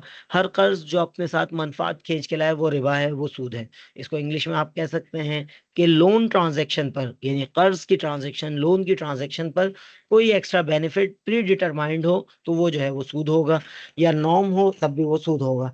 तो ये चीज जो है ये हमें यहाँ पर समझने की और इसको जो है वो जहन में रखने की जरूरत है। और अल्लाह रब्बुल इज़्ज़त से दुआ भी है कि वो हमें सूद से, सूद जैसी बुरी चीज से जो है वो खुद भी बचने की तौफीक अता फरमाए और दूसरों को भी बचाने की तौफीक अता फरमाए। क्यों कि शायर कहता है कि हक ने की हैं दोहरी दोहरी खिदमतें तेरे सुपुर्द, हक ने की हैं दोहरी दोहरी खिदमतें तेरे सुपुर्द, खुद तड़पना ही नहीं है, औरों को तड़पाना भी है। तो इस बात को हम कंक्लूड कर दें, ई कुरान लाइब्रेरी .com या जिस भी तफसीर से आप, वैसे ही हार्ड कॉपी में आपके पास तफसीर मौजूद है, तफहीमुल कुरान या मारिफुल कुरान या फिज़लाल कुरान, जो तफसीर आपके पास इजीली एक्सेसिबल है, उसमें जाएं, उसमें पढ़ें कि ये खास तौर पे 275 से 281 जो आयात हैं सूरह बकरा की, इसमें जो अल्लाह रब्बुल इज़्ज़त क्या हुक्म दे रहे हैं सूद के हवाले से। और अगर अच्छा, ये बात हमारी पूरी नहीं हुई थी, इसमें जो आयत थी या अय्युहल्लज़ीना आमनुत्तकुल्लाह वज़रू मा बक़िया मिनर रिबा इन कुंतुम मुमिनीन फ़इन लम तफ़अलू फ़अज़नु बिहर्बिन मिनल्लाहि व रसूलिहि व इन तुब्तुम। अब एग्जिट का रास्ता भी दिया अल्लाह रब्बुल इज़्ज़त ने, बस ये नहीं कहा कि जस्ट तुम ये जुर्म कर बैठे हो तो बस अब तुम हमेशा हमेशा जहन्नुम में रहोगे, नहीं, बल्कि रास्ता भी दिया, निकलना चाहो तो रास्ता क्या है, व इन तुब्तुम, सबसे पहला रास्ता तौबा करो, सूद से बाज आ जाओ, सूद सो रुक जाओ। सही है, जितना हो चुका वो बस अल्लाह जाने, और जो भी मामलात होंगे, लेकिन मजीद जुर्म से बाज आ जाओ। बहुत दफा इंसान किसी गुनाह से बाज आने से इसलिए रुक रहा होता है कि मैंने तो इतना सारा गुनाह कर लिया, अब क्या करूं। तो सबसे पहला मरहला है कि स्टॉप, फुल स्टॉप, पुरानी चीज जो हो चुकी उसको बाद में देखेंगे क्या मामलात होने, फर्दर मजीद गुनाह से बच जाओ। वह इन तुम सबसे पहले तौबा करो। तो अगर तौबा कर लोगे तो उसके बाद फलकुम रुऊस अमवालिकुम, तुम्हारे लिए जो है तुम्हारा रासुल माल है। अब यहाँ पर जो है वो क्या है, जो तुमने ओरिजिनल अमाउंट, प्रिंसिपल अमाउंट, तुमने असल सरमाया दिया था, वो तुम्हें वापस मिल जाएगा। ला तस्लिमून वला तुज़लमून, ना तुम जुल्म करो ना तुम पर जुल्म किया जाए। ना तुम जुल्म करो कि सूद चार्ज कर रहे हो, कर्ज दो और उस पे सूद चार्ज करो, ये तुम्हारी तरफ से जुल्म होगा। और ला तुज़लमून, ना तुम्हारे ऊपर जुल्म किया जाए कि तुम्हारी ओरिजिनल अमाउंट भी वापस ना की जाए। तो ये जो है ये आयत नंबर 278 279 है। उसके बाद जो है फिर फर्दर इसके अंदर और भी आगे है कि अगर जो है फ़इनका नज़ु उसरतिन फ़नज़ियतुन इला मयसरा, अगर जो वो शख्स जिसको तुमने कर्ज दिया है, वह इनका नज़ु उसरा, अगर वो तंगदस्त है, माली तौर पर जो है वो परेशान है, तंगदस्त है, तो फ़नज़िरतुन इला मयसरा, तो उसको मोहलत दी जाए, उसके हाथ खुल, मयसरा कहते हैं आसानी तक, कुशादगी तक, उसके कुशादा होने तक जो है वो उसको जो है वो मोहलत दी जाए। और व इन यानी फरज़ियतुन इला मयसरा व अन तसद्दक़ू, अगर तुम सदका कर दो तो ये चीज़ तुम्हारे लिए ज़्यादा बेहतर है। इस सूरत में जब आप आपने जिसको कर्ज दिया है, जिसको आपने जो है वो पैसे दिए हैं कर्ज के तौर पर, अगर वो तंगदस्त है उसको माफ कर दें तो ये आपके लिए ज्यादा बेहतर है। यहाँ पर एक बात, इन तसद्दुक़ को अगर तुम सदका कर दो तो इसका मतलब है, अगर किसी से आपने पैसे लेने हैं, वो नहीं देने की पोजीशन में है, आपको लगता है जेन्युइनली नहीं देने की पोजीशन में, तो आप उसको माफ करते वक्त भी सदक़े की नियत कर सकते हैं, तो उसका भी सवाब मिलेगा, लेकिन वो सदक़ात नाफिला होंगे, यानी नफली सदका होगा। सदक़ात वाजिबा के लिए ज़रूरी है कि जब आप दे रहे हो, यानी जैसे फ़र्ज़ जो है सदक़ात वाजिबा में शुमार होता है, फ़र्ज़ ज़कात जो है, तो उसमें जो है वो देने से पहले नियत करना लाज़िम है। तो ख़ैर हम बात यहाँ पर कर रहे थे क्युमुलेटिव प्रेफ़र्ड स्टॉक की, जिसमें बात आ रही थी कि डिविडेंड्स एंड एरर्स मिलेंगे। तो डिविडेंड्स एंड एरर्स मिलेंगे का मतलब ये है कि अगर जो है वो पिछले साल खुदा ना ख़ास्ता सूदी ट्रांज़ैक्शन इन्होंने की थी, उन्होंने तय किया था, हर साल जो है 10% जो है वो आपको डिविडेंड मिलेगा, और किसी साल, पहले साल मिसाल के तौर पर कंपनी के बोर्ड ऑफ डायरेक्टर्स ने ज़ीरो डिविडेंड का ऐलान किया, यानी कोई डिविडेंड नहीं है, तो इस साल तो इनको कुछ नहीं मिलेगा। अगले साल जो है कंपनी ने कहा 5% डिविडेंड मिलेगा, तो ये 5 का 5% क्योंकि 10% से कम है, तो कन्वेंशनल पॉइंट ऑफ व्यू से, सूदी सिस्टम जिसके अंदर हम अभी फिलहाल हैं, उनके पॉइंट ऑफ व्यू से हम समझने की हद तक, करने की हद तक नहीं, हम समझने की हद तक इसको पढ़ेंगे, कि समझने की हद तक जो है वो हम कहेंगे कि 5% का ऐलान किया है, 10% का वादा किया था, तो वो 5% सीधा-सीधा इनको मिल जाएगा, कॉमन स्टॉक वालों को कुछ नहीं मिलेगा, सही है? और उससे अगले मरहले में जो है उससे अगले साल फ़र्ज़ करें कंपनी ने अनाउंस किया 15%, तो उस सूरत में फिर जो है वो इनका जो एरर था, प्रीवियस ईयर का जो 5% बाकी था वो इनको मिलेगा, प्लस इस साल का 10% मिलेगा, तो ये जो है ये, तो इस तरह करके जो है ये क्युमुलेटिव प्रेफर्ड स्टॉक का मतलब ये है कि जो इनका डिविडेंड है, वो आगे कैरी फॉरवर्ड होगा। जो आप की एक स्टूडेंट ने यहाँ पर, आपकी एक क्लासमेट ने रिस्पॉन्स दिया था कि क्युमुलेटिव का हम कह सकते हैं ओवर टाइम एडिशन। तो प्रीवियस साल आपका जो है डिविडेंड जितना बन रहा था, जो बच गया, नहीं मिल सका, वो अगले साल एडिशन हो जाएगा, ओवर टाइम एडिशन, सही इसकी डेफिनेशन हम कह सकते हैं। तो must be paid before dividends may be paid on common stock, common stock से पहले पहले इनको दिया जाएगा। This is one one of the type of cumulative preferred stock. तो यहाँ तक जो है वो हमें उम्मीद है समझ आ गया होगा। यहाँ तक किसी को कोई बात ना समझ में आई हो तो आप चैट बॉक्स भी यूज़ कर सकते हैं, और जो है वो आप अपनी वॉइस मैसेज या वॉइस के ज़रिए भी जो है वो अपना पूछ सकते हैं। क्यूमुलेटिव प्रेफर्ड स्टॉक समझ में आ गया? तो आगे चलते हैं, या बल्कि समझ में कोई बात नहीं आई तो आप पूछें, और आ गई तो फिर मैं पूछता हूँ आपसे। जी, सब समझ में आ गया या कुछ समझ में नहीं आया, या सब सो रहे हैं अभी?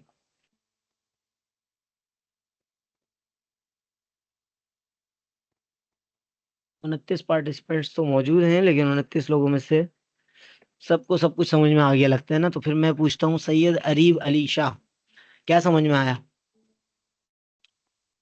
सैयद अरीब अली शाह।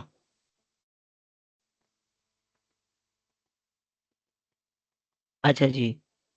अ उबैद, सिराज।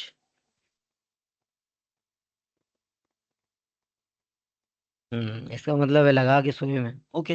रिकॉर्डिंग भी हो रही है और वहां भी रिकॉर्डिंग हो रही है ना, अल्लाह मियां के पास भी। चले, अच्छा जी, नेक्स्ट हमारे पास टाइप है क्यूमुलेटिव प्रेफर्ड स्टॉक के बाद जो है नॉन क्यूमुलेटिव, नाम से जाहिर है कि undeclared dividends from current and prior years do not have to be paid in the future years. मतलब सिंपल सा है, किसी साल जो है वो परसेंटेज तो इनकी भी तय की गई है, लेकिन इनकी परसेंटेज का मामला ये है कि किसी साल डिविडेंड नहीं दिया गया, तो वो डिविडेंड अगले साल में नहीं मिलेगा। नॉन क्यूमुलेटिव का मतलब सिंपल सा, सिंपल बेसिक डिक्शनरी मीनिंग को ही यहाँ पर सामने रखेंगे तो बात वैसे ही समझ में आ जाएगी। अच्छा जी, ये उसकी कुछ कैलकुलेशन एग्जांपल है आपके पास, ऑलरेडी प्रेजेंटेशन हमने अपलोड कर दी आपके एलएमएस पे, और जो लोग रिकॉर्डिंग देख रहे होंगे उनके सामने स्क्रीन पे मौजूद है, उसकी एग्जांपल है stock preferred as to dividend. तो एग्जांपल इन्होंने दिया, consider the following partial statement of stock holder equity, इसको शेयर होल्डर इक्विटी भी कहते हैं। तो सबसे पहले हमेशा, अच्छा इसका हमेशा प्रिफर, इनका जो है सीक्वेंस यही होगी, सीक्वेंस मैटर करती है यहाँ पर, सही, ये चीज ध्यान में रखिएगा। अच्छा कोई बात नहीं। इसमें जो है वो सीक्वेंस मैटर करती है। पानी वैसे साथ रख लिया अगर, मैंने भी साथ रखा हुआ है, तो जाने की जरूरत नहीं पड़ेगी। सही है, वहीं बैठे बैठे पी सकते हैं। आप लोगों ने तो सुनना है, मैंने बोलना है। चले चले कोई बात नहीं। अच्छा, इसमें कॉमन स्टॉक की हम बात, यानी जो ये सीक्वेंस आ रही है ना, ये आपके लिए बहुत ज्यादा मैटर करती है। ये मल्टीपल टाइम आपको जो है वो लिखना भी होगा, तो इसको अभी से जहन में बिठा लें। जो लोग एज अ कोर्स पढ़ रहे हैं, जो लोग बाद में वैसा ऐसा ऐसे ही शौकिया जो है इसको सुन रहे होंगे, तो उनके लिए मसला नहीं है, वो वैसे ही इंजॉय करें। अच्छा जी, सबसे पहले हमेशा स्टॉक होल्डर इक्विटी का जब स्टेटमेंट आपका बनता है, तो ये पार्शियल स्टेटमेंट और स्टॉक होल्डर इक्विटी है। इसके अंदर कॉमन स्टॉक सबसे पहले आएगा, उसके बाद फिर उसका पार वैल्यू क्या है। कॉमन स्टॉक प्रीवियस क्लास में हमने पढ़ा था, आप लोग रिकॉर्डिंग में सुन लेंगे। जो बाद में रिकॉर्डिंग सुन रहे हैं, वो डिस्क्रिप्शन में प्रीवियस रिकॉर्डिंग्स के लिंक्स होंगे, उसमें सुन लेंगे। कि पार वैल्यू का मतलब होता है फेस वैल्यू, जो शेयर के ऊपर लिखी हुई वैल्यू होती है। नॉर्मली नॉर्मली ये कॉमन स्टॉक पे तो होती ही है। तो उसमें मिसाल के तौर पर $50 पार वैल्यू लिखी हुई है। सही। और उसके बाद 4000 shares authorised, issued and outstanding. ये तीनों टाइप्स के शेयर्स हमने पढ़े थे। अथराइज शेयर यानी total shares of the company, total maximum company कितने शेयर्स इशू कर सकती है। इस केस में 4000 shares can be issued maximum. तो these will be called authorise shares. Then issued, issued mean company ने वो शेयर्स जो इशू कर दिए, पब्लिक को ऑफर कर दिए, पब्लिक को दे दिए। सही। तो मिसाल के तौर पर कंपनी ने इस वाली एग्जांपल में 4000 के 4000 शेयर अथराइज थे, सारे के सारे शेयर आईपीओ के जरिए या XYZ मेथड के जरिए निकाल दिए। अब वो कंपनी की मिल्कियत में कोई एक शेयर भी मजीद इशू करने का इख्तियार बाकी नहीं रहा। All are issued. Then within issued there are two types, outstanding and treasury stock.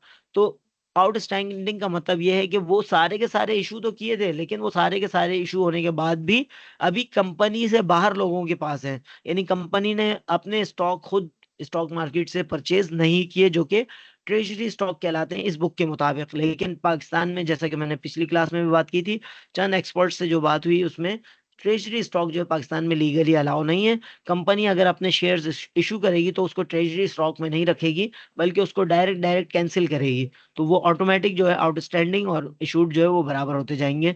चंद लम्हों के लिए हम कह सकते हैं कि जब बैंक कंपनी ने खरीद लिया, लेकिन चंद मिनट तक जब तक उसने उसको कैंसिल नहीं किया था, तो वो ट्रेजरी स्टॉक में पाकिस्तान में भी आ सकेगा। लेकिन बाय डिफॉल्ट जो है बुक के अंदर कैरी करना इतना आसान पाकिस्तान में नहीं है। जो एक्सपर्ट दी एक्सपर्ट्स, लेकिन बहरहाल जो लोग आपकी अकाउंटिंग की एक्सपर्टीज में, प्रोफेशनल अकाउंटिंग की तरफ जाए, वो इसको फर्दर देख सकेंगे। तो कॉमन स्टॉक जो है वो इसका सिंपल यही स्टेटमेंट इस तरह का आएगा। हाँ, कभी यह हो सकता है कि मिसाल के तौर पर 44,000 शेयर्स अथराइज तो है, लेकिन हो सकता है कंपनी ने 2000 इशू किए हुए हों, या आउट कंपनी ने 2000 इशू किए हुए हों और उसमें से आउटस्टैंडिंग जो है 1900 हूँ।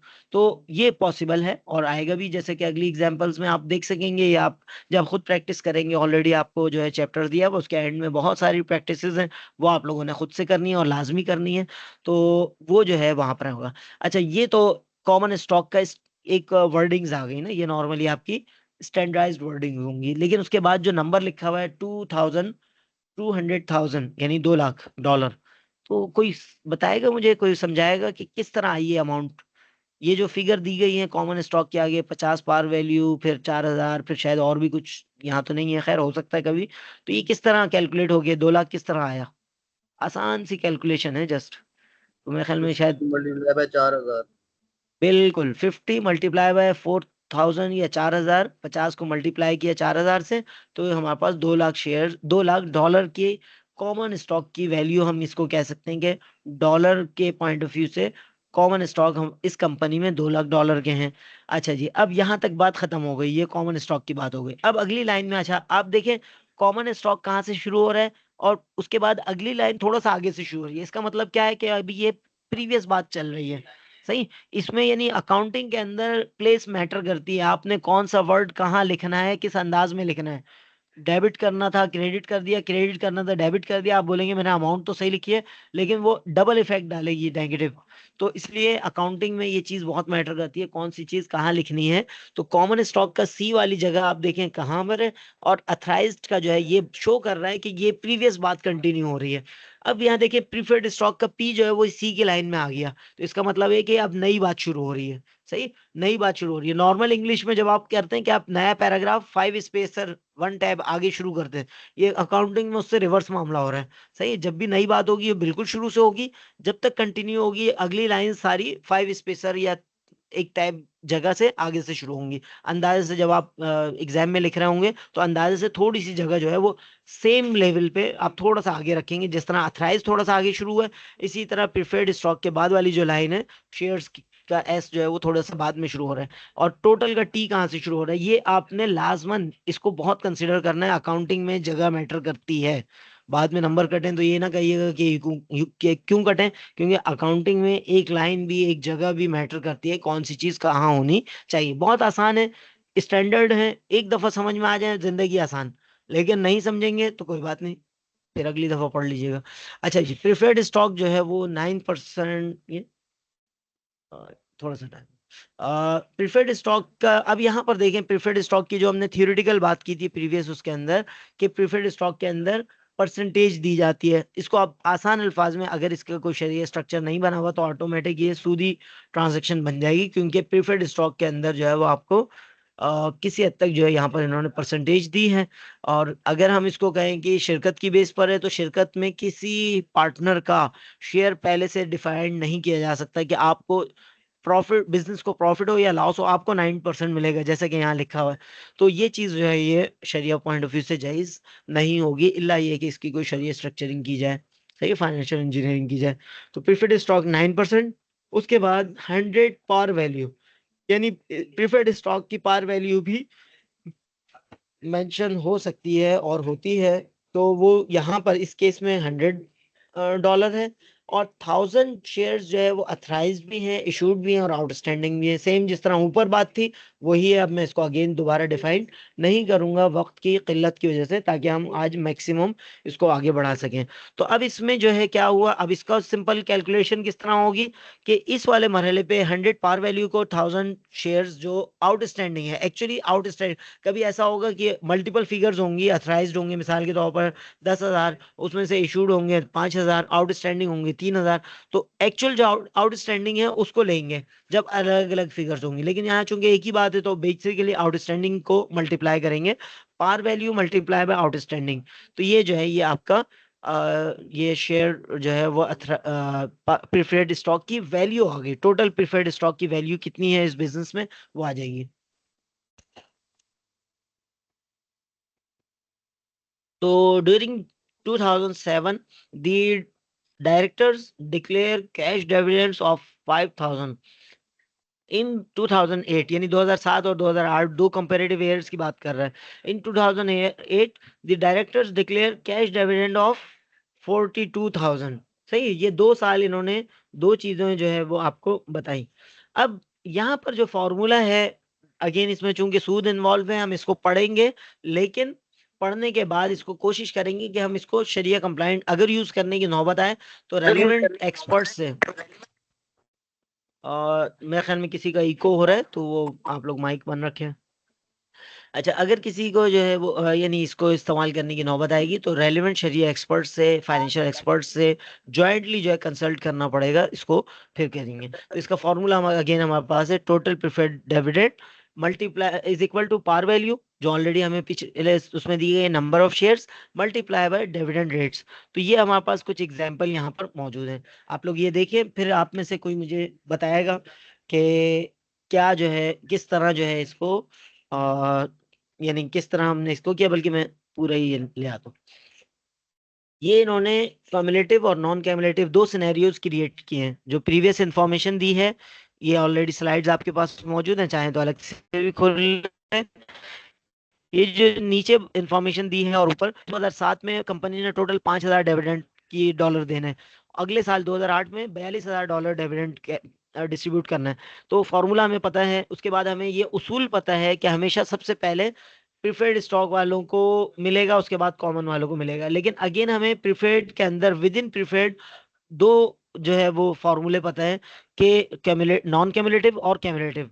नॉन कैमुलेटिव को किस तरह किया है और कैमुलेटिव को किस तरह किया है, तो आप में से तमाम लोग इसको और करें और फिर बताएंगे कौन जो है इसको समझा सकेगा कि क्या डिफरेंस है दोनों में, तीनों में। मैं इतने पानी वानी पी लूं। तो थोड़ा सा गौर करें, 1 मिनट का टाइम है आपको, 1 मिनट नहीं बल्कि 30 सेकंड का टाइम है।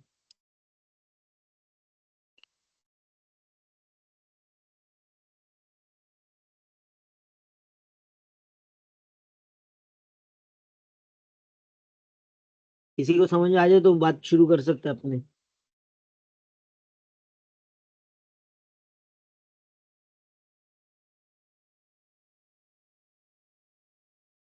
शायान मौजूद है? शायान, सर कौन से वाले फैन की बात कर रहे हैं? आप कौन से वाले बात कर रहे हैं? मैं बात कर रहा हूँ सर बीबीए सर। चलिए, बस दीदी वाले शायान आप ही बता दें, क्या क्या समझ में आया इससे। सर थोड़ा सा मुश्किल है, प्रैक्टिस करने पे समझ आएगा। नहीं, ये अभी जो हमने थ्योरी पढ़ी है उसी से रेलेवेंट है। चले, कोई बात नहीं। और कोई सेल्फ वॉलंटियरी बताना चाहे कि क्या समझ में आया? कोई मसला नहीं, इसमें सही गलत का मसला नहीं है। अभी आप बताएं, उसके बाद जो गलती होगी वो हम बात कर लेंगे, उस पर डिस्कशन कर लेंगे। कोई बहादुर बच्चा या कोई बहादुर स्टूडेंट?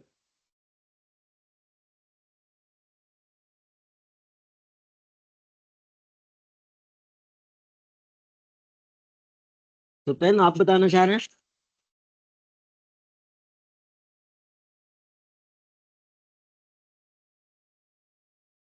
अच्छा जी, चलें, कोई बात नहीं, मैं खुद ही बता देता हूँ। If preferred stock is non cumulative, हम वन बाय वन कर लेते हैं ताकि इजीली आपको समझ में आ जाए। अभी हमने पढ़ा कि एक है प्रिफर्ड स्टॉक, एक है कॉमन स्टॉक। ये दो मेरे कर्सर के जरिए आपको समझ में आ रही होंगी जगह। सही है? तो कर्सर मेरा नजर आ रहा है या नहीं नजर आ रहा है? सही, कर्सर में मूव कर रहा हूँ। एक है प्रिफर्ड स्टॉक, एक है कॉमन स्टॉक। अब इसमें नॉन कैमुलेटिव मेथड को हम पहले इस्तेमाल कर रहे हैं। नॉन कैमुलेटिव का मतलब हर साल मामला खत्म, जो मिल गया, नहीं मिला नहीं मिला। सही।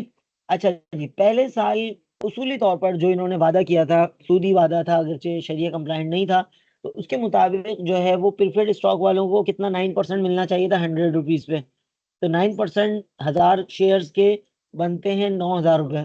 लेकिन डायरेक्टर्स ने इनका डिविडेंड ही टोटल 5,000 डिक्लेयर किया, यानी 9% से भी कम जो है वो डिविडेंड डिक्लेयर किया। तो वो डिविडेंड जो है वो सारा का सारा जो है वो मिल जाएगा प्रिफर्ड वालों को, 2,000, यानी पहले साल में। अच्छा, अब उस साल जो है वो कॉमन वालों को कितना मिलेगा? जल्दी जल्दी से बताएं, कोई ना कोई बताता जाए। बिल्कुल, वरना ऐसा लगेगा कि सोई भी क्लास है। और सोए भी नहीं है ना आप तो, माशाल्लाह जागे हुए हैं। जी। Preferred share holders get 5,000 and common share holder get nothing. बिल्कुल जबरदस्त मोहम्मद। तो ये जो है ये पहले वाले नॉन कैमुलेटिव वाले फॉर्मूले में भी और दूसरे फॉर्मूले में भी ये बात सेम होगी कि जब डिविडेंड जो है वो प्रेफर्ड स्टॉक के रेट से कम होगा, तो वो सारा का सारा डिविडेंड सीधा सीधा चला जाएगा प्रेफर्ड स्टॉक वालों को, क्योंकि प्रेफरेंस इनको दे रहे हैं। कॉमन वालों को कुछ नहीं मिलेगा। बिल्कुल सही। अगले साल की हम बात करें तो अगले साल में जो करंट प्रिफर्ड डिविडेंड है वो सबसे पहले मिल जाएगा। क्योंकि ये नॉन कैमुलेटिव है, पिछला मामला खत्म हो चुका। अब सीधा सीधा जो है जो इस साल का बना 9% वो 9,000 बना। कंपनी के डायरेक्टर्स ने 42,000 रुपये अनाउंस किए, तो 42,000 में से 9,000 निकालेंगे तो कितना बचेगा? कितने हजार डॉलर बचेंगे?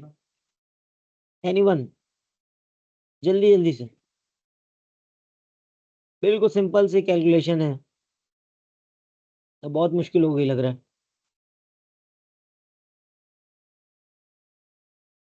40,000। 40,000 नहीं होगा। 42 में से 9 निकालते हैं तो 33,000, ये लिखा हुआ भी सामने। नहीं, कोई बात नहीं, आपने ट्राई तो किया, अच्छा किया। तो 42,000 यहाँ पर देखें ना, यहाँ इन्होंने अनाउंस किया है ना, ये देखें नीचे, ये सबसे आखिरी में 42,000 का डिविडेंड दूसरे साल में अनाउंस किया है। तो वो दूसरे साल में जो है वो 9,000 तो मिल गया प्रिफर्ड वालों को। किस तरह? 100 पार वैल्यू थी, 1,000 शेयर्स थे। तो एक एक डॉलर पे जो है वो 100 का 9%, 9 डॉलर हुआ। उसको मल्टीप्लाई करेंगे नंबर ऑफ शेयर से, तो वो 1,000 शेयर्स हैं। तो आपका जो है 9,000 का जो प्रीफेड डिविडेंड है वो मिल जाएगा प्रीफेड वालों को नॉन कैमुलेटिव वाले फॉर्मूले से। अच्छा, उसके बाद जो है वो रिमेनिंग जो रेजिडल वैल्यू होती है ऑटोमेटिक, आपको पता है कि वो जाती है किसको?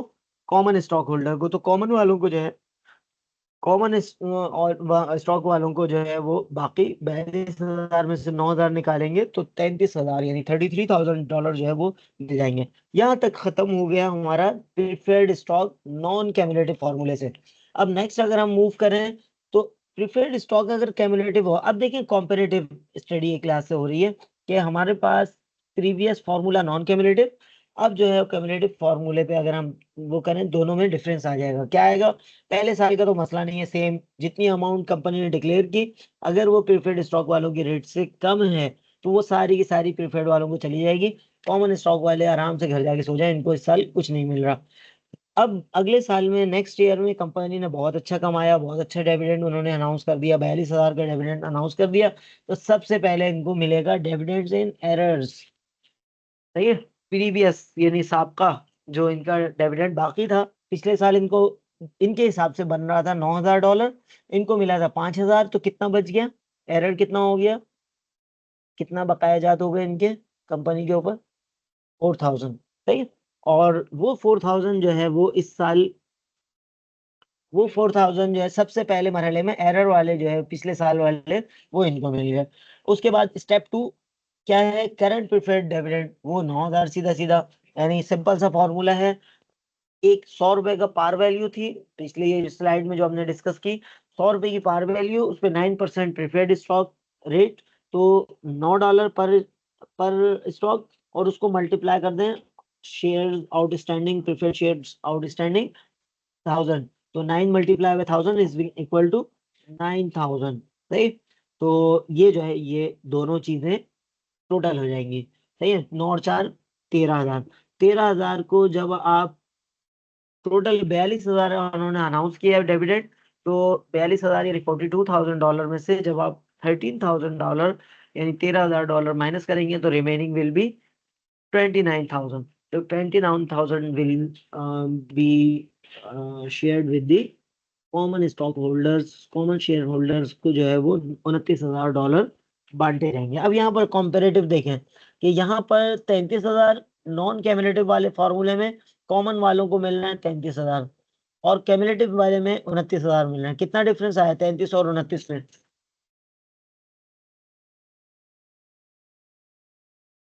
33 और 29 में जो डिफरेंस है उसको हम कहते हैं 4,000, और वो 4,000 बेसिकली ये एरर्स का है। प्रीवियस ईयर में जो इनको कम मिला था प्रिफर्ड वालों को, जब हमने वो यहाँ दे दिया तो इसका मतलब है कॉमन वालों को मजीद इस साल कम मिलेगा। तो ये जो है ये इसका सिंपल सा, आसान सा और इफेक्टिव सा फॉर्मूला है। उम्मीद है इसमें कोई इशू नहीं होंगे। यहाँ तक कोई बात किसी को ना समझ में आई हो तो हम डिस्कस कर सकते हैं। We are open to question if you have. Is there any question? Assignments के बारे में बता दें। Is there any question about the understanding of these concepts we have studies? Preferred stock, cumulative preferred stock, non cumulative preferred stock, हो सकता है यही पूछ लें आपसे, या आपको जो है मिसाल के तौर पर रिवर्स भी हो जाए ना, कि कोई सवाल दें और उसका जो है बताएं कि ये क्युमुलेटिव है नॉन क्युमुलेटिव है। तो अभी तक जो रेलिवेंट बात हमने पढ़ी है उसकी कोई बात किसी को ने करनी हो तो कर लें, अदरवाइज हम मूव करते हैं।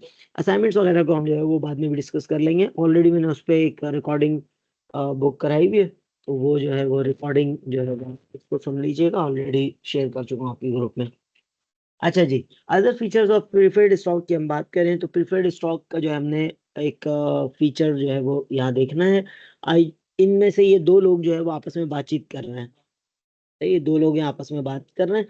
एक कह रहा है I just converted 100 shares of preferred stock into 1,000 shares of common stock and ended up with a higher dividend yield. ये एक साहब है, ये कह रहे हैं कि भाई मैंने जो अपने 100 शेयर्स प्रीफर्ड स्टॉक के थे उनको कन्वर्ट कर दिया किसमें? 1,000 शेयर्स ऑफ कॉमन स्टॉक में। यानी इन्होंने पहले फर्ज करें कि शेयर्स प्रीफर्ड स्टॉक जारी किए हुए होंगे, उनमें से 100 को इन्होंने कहा कि भाई आप अपने शेयर्स वापस लाओ, उसके अगेंस्ट में कॉमन शेयर ले जाओ। तो उसके नतीजे में कंपनी को क्या फायदा हुआ?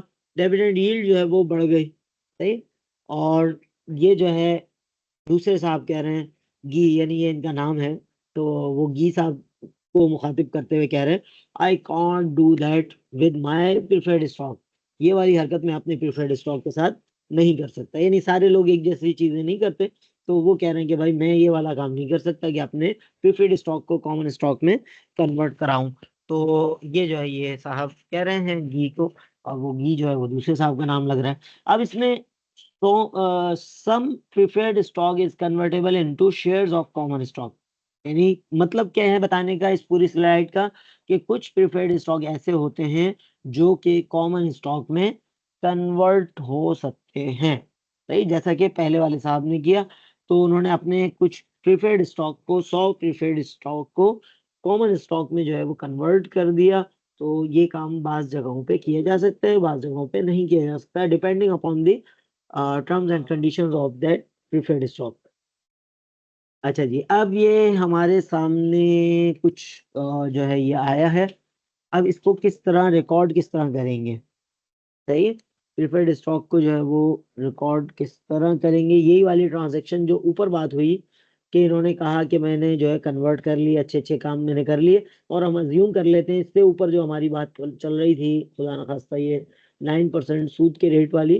तो ये वाली जो है ये इंफॉर्मेशन हम कैरी ऑन कर रहे हैं। तो अब इसको रिकॉर्ड कैसे करेंगे? सही है, अब ये यहाँ पर वर्डिंग्स में भी बता रहे हैं, to record the conversion of 100 shares of 9% preferred stock par value $100 into 400 shares of 10 par value common stock। अब इसको किस तरह करेंगे?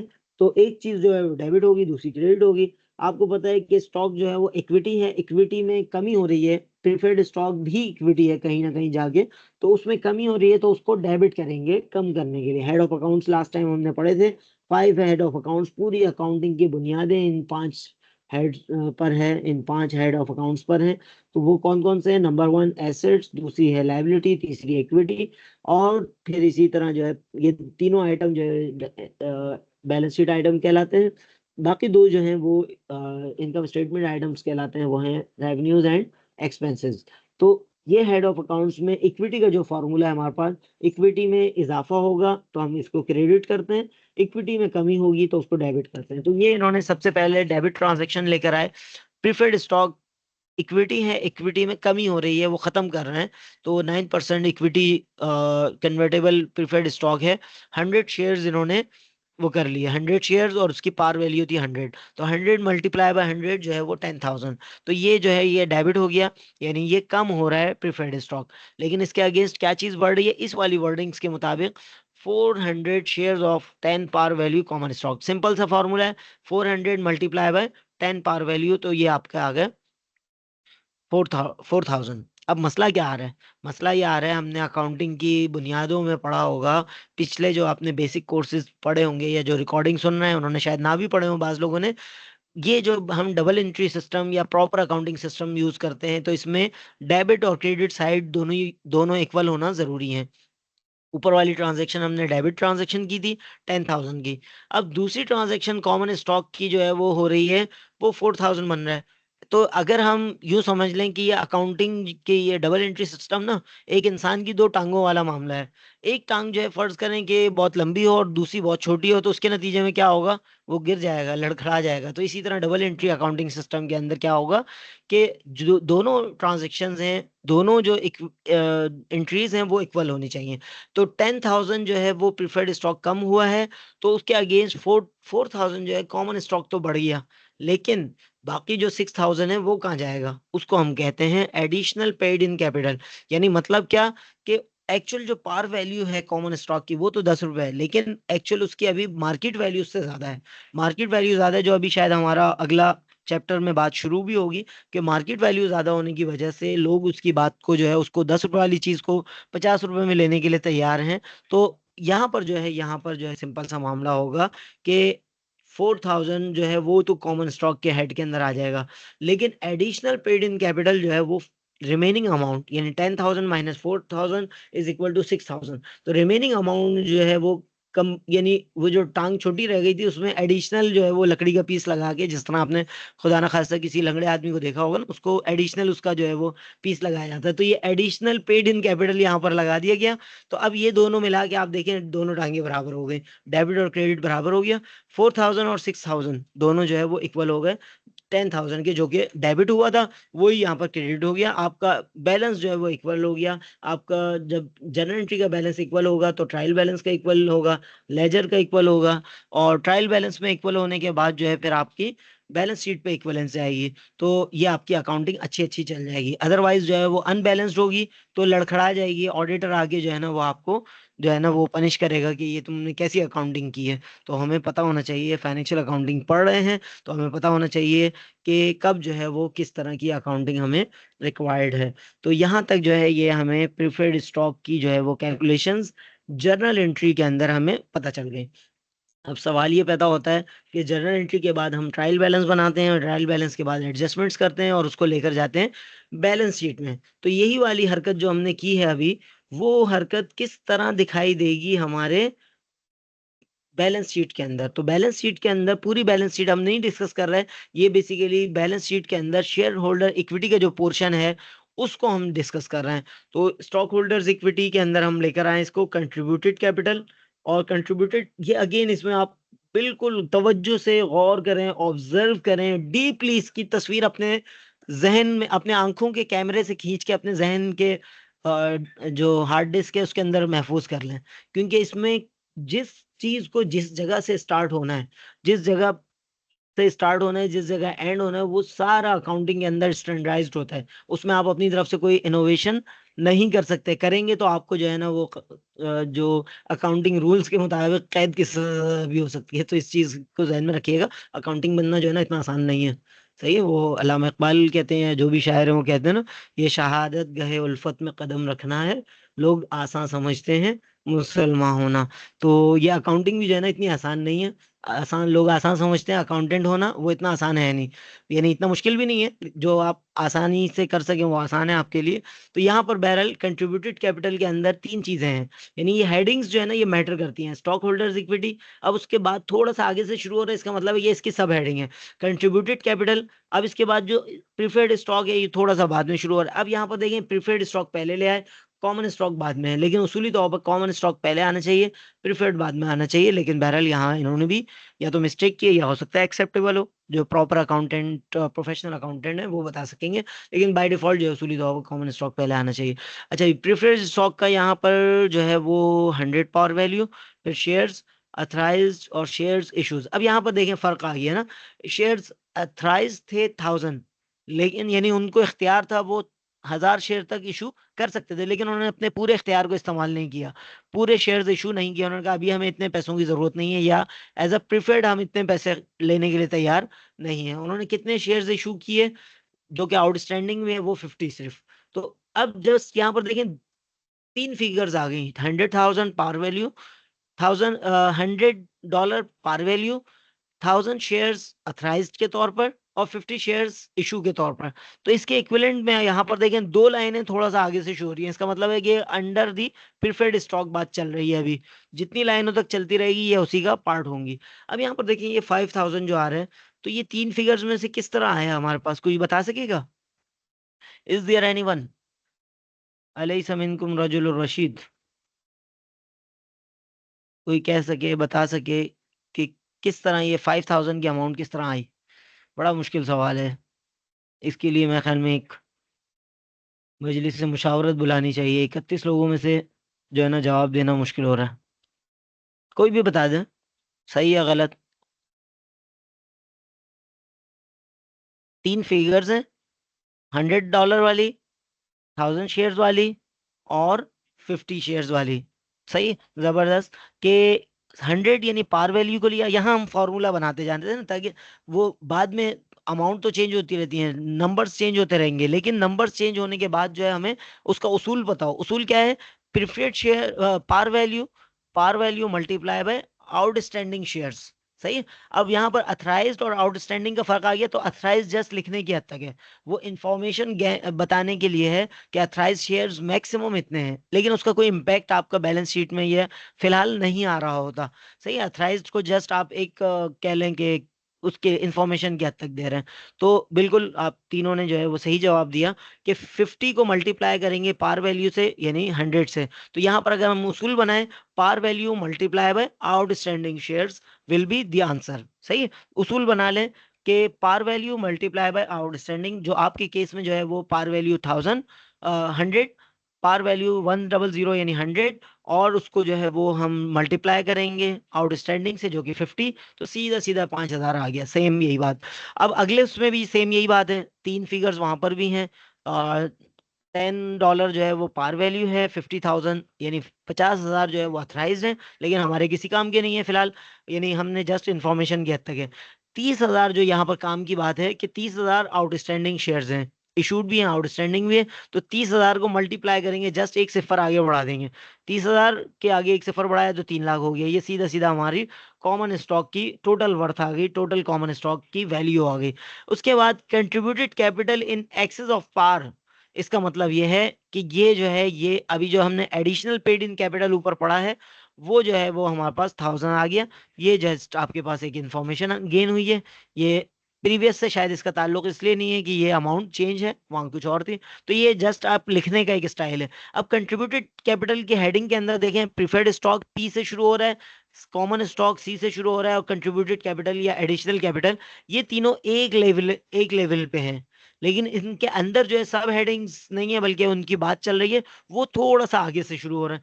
तो ये अकाउंटिंग में अगेन अपने आंखों के कैमरे से तस्वीर खींचते हुए अपने दिमाग की मेमोरी में, या दिमाग के मेमोरी कार्ड में, या हार्ड डिस्क में, जो भी नाम आपको याद रहे, उसमें ये चीज़ अच्छी तरह मेंशन कर लें, इसको संभाल के रख लें इसको, कि ये जो है ये कंट्रीब्यूटेड कैपिटल के अंदर ये तीन चीज़ें शामिल हैं। इसको एडिशनल कैपिटल भी कहेंगे, contributed capital in excess of par जो है ये आ गया। अच्छा जी, अब उसके बाद रिटेन्ड अर्निंग, ये क्या बला है? ये ऐसी बला है जिसको हम चैप्टर नंबर 12 के अंदर पढ़ेंगे, हाका की जो बुक है उसके अंदर। तो फिलहाल हम इसको यहाँ पर आप समझ लें कि आपको गिवन इस वाले सवाल के अंदर टाइप का सवाल हो तो वो गिवन होगी, लेकिन जो है वो फर्दर तफसीलात के लिए जो है कल के अखबारात यानी हाका का चैप्टर नंबर 12, चूंकि अब अभी चैप्टर 11 पे हैं, तो फिलहाल इसको यहीं तक रखेंगे। अब जब इन सबको टोटल करेंगे तो टोटल स्टॉक होल्डर इक्विटी आ जाएगी। बहुत सिंपल आसान सी बात है, उम्मीद है समझ में आ गई होगी। कोई इशू, कोई बात ऐसी जो समझ में ना आई हो, तो वो आप लम्हे मौजूद में डिस्कस कर सकते हैं, ताकि फिर हम आपको यानी आपको कुछ चीज़ें बताई जाएं और आगे इस चैप्टर को क्लोज, चैप्टर नहीं इस स्लाइड को क्लोज किया जाए। चैप्टर तो अभी नेक्स्ट स्लाइड में भी यही चलेगा, तो आखिरी स्लाइड्स हैं इसकी, इसके बाद तो स्लाइड से मुराद आखिरी जो है वो सिलसिला है। यहाँ तक कोई बात किसी को ना समझ में आई हो तो अभी पूछ सकते हैं, और सब समझ में आ गया तो फिर मैं आपसे पूछ सकता हूँ। क्या करें, आप पूछ रहे हैं या मैं पूछूं, या बस दोनों आगे बढ़ जाएं?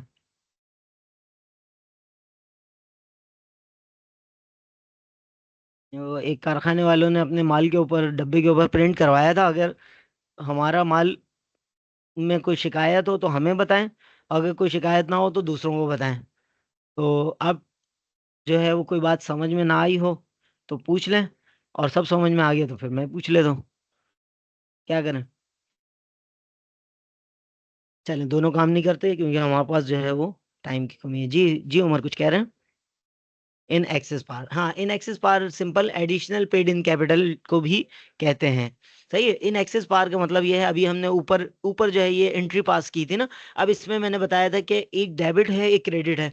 डेबिट और क्रेडिट उसूली तौर पर इक्वल होना चाहिए, लेकिन ऊपर जो इन्फॉर्मेशन दी गई है, ये वाली इन्फॉर्मेशन जिस पर मैं कर्सर लेकर आया हूँ, कि conversion of 100 shares of 9% preferred stock, उसकी पार वैल्यू इतनी है, इतने शेयर्स में कन्वर्ट किया है। तो ये कैलकुलेशन हमने की, तो ओरिजिनल जो ऊपर वाली इंफॉर्मेशन है उससे 10,000 डेबिट हो गए, 4,000 क्रेडिट हो गए। अब मसला ये आ रहा है कि डेबिट और क्रेडिट अगर इक्वल नहीं हो तो आपकी बैलेंस शीट लंगड़ी हो जाएगी, आपका ट्रायल बैलेंस लंगड़ा हो जाएगा, और इवन जनरल एंट्री जो है आगे नहीं बढ़ेगी।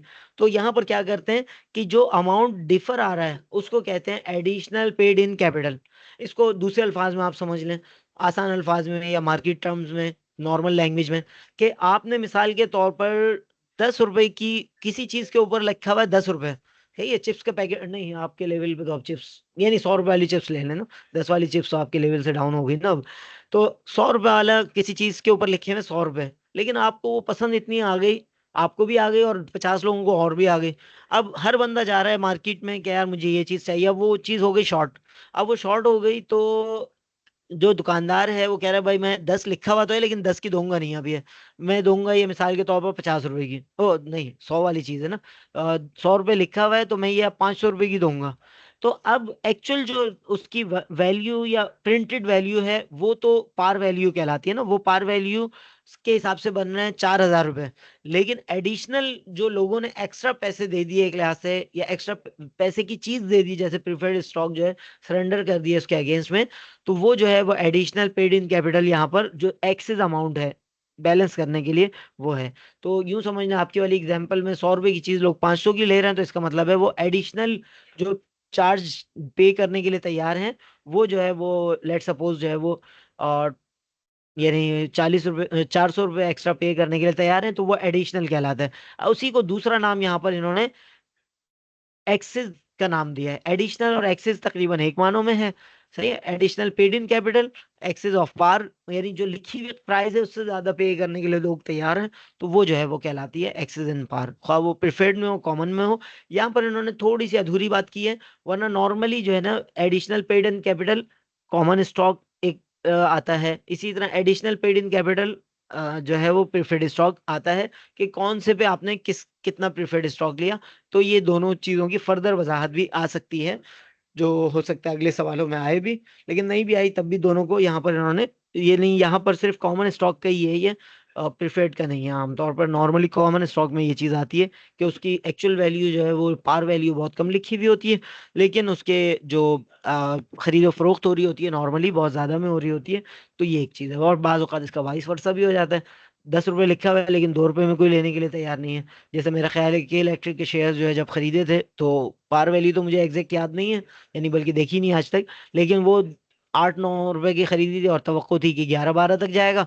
फिर वो पता चला वापस आता रहा, उसमें जो है वो के इलेक्ट्रिक की हरकतें शामिल है कि वो उसकी स्टॉक की वैल्यू कम होती रही, उसके शेयर्स की वैल्यू कम होती रही, 2 रुपए पे भी आ गई। तो वो 10 रुपए की 8 रुपए की खरीदी हुई चीज जो है 2 रुपए में भी बिकने के लिए तैयार नहीं है। तो ये आप कह लें कि एडिशनल का उलट हो गया। तो लेकिन फिर जो है फिर एक टाइम आया वो वापस 4 रुपए पे गई, तो उसको बेच बाच के छुट्टी की। तो ये जो है ये कुछ एग्जाम्पल है, अगरचे ये एडिशनल की एग्जाम्पल नहीं है, इसी को हाइपोथेटिकली हम ले जाते हैं कि 10 रुपए लिखे में और 50 रुपए तक चला गया शेयर, 20 रुपए पे चला गया, 25 रुपए पे चली गया। तो जो एक्चुअल लिखी हुई पार वैल्यू से इजाफी जो अमाउंट है उसको जब हम मल्टीप्लाई करेंगे नंबर ऑफ शेयर से, तो वो जो है एडिशनल या एक्सेस ऑफ पार कहलाएगा। उम्मीद है अब समझ में आ गया होगा। अच्छा जी, अब इसमें जो है वो एक्सरसाइजेज हैं चैप्टर नंबर 11 की, कुछ एक्सरसाइजेज यहाँ पर आपकी स्लाइड्स में मेंशन है। वो अब तक जो हमने पढ़ा है उससे रेलिवेंट कुछ चीज़ें हैं। Assume that you have recently obtained your scuba instructors certification and have decided to start a scuba driving school. आपने जो है ये पता नहीं स्क्यूबा क्या चीज़ है, जो भी है वो कोई स्किल हासिल किया और उसका जो है आपने स्कूल खोलना शुरू किया है।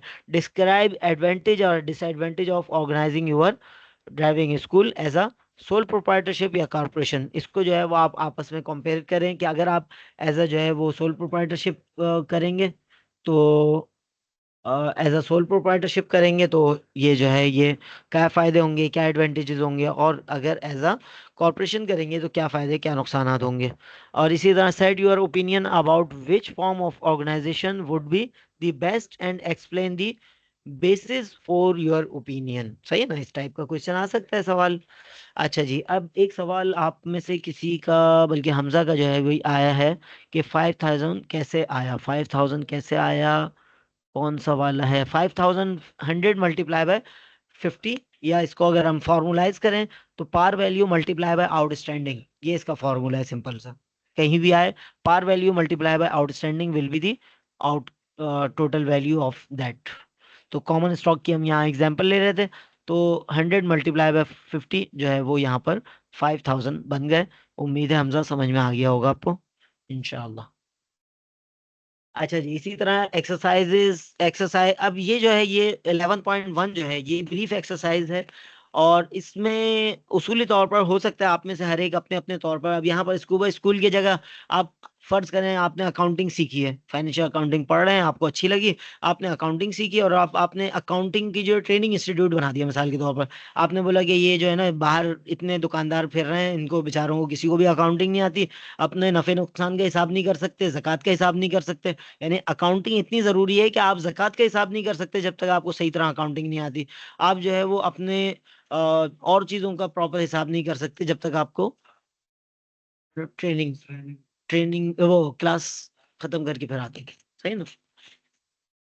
तो यहाँ तक जो है वो हम पहुंचे हैं और इसमें जो है वो हम कोशिश करते हैं बस थोड़ी देर में जो है वो आगे पहुंचते हैं।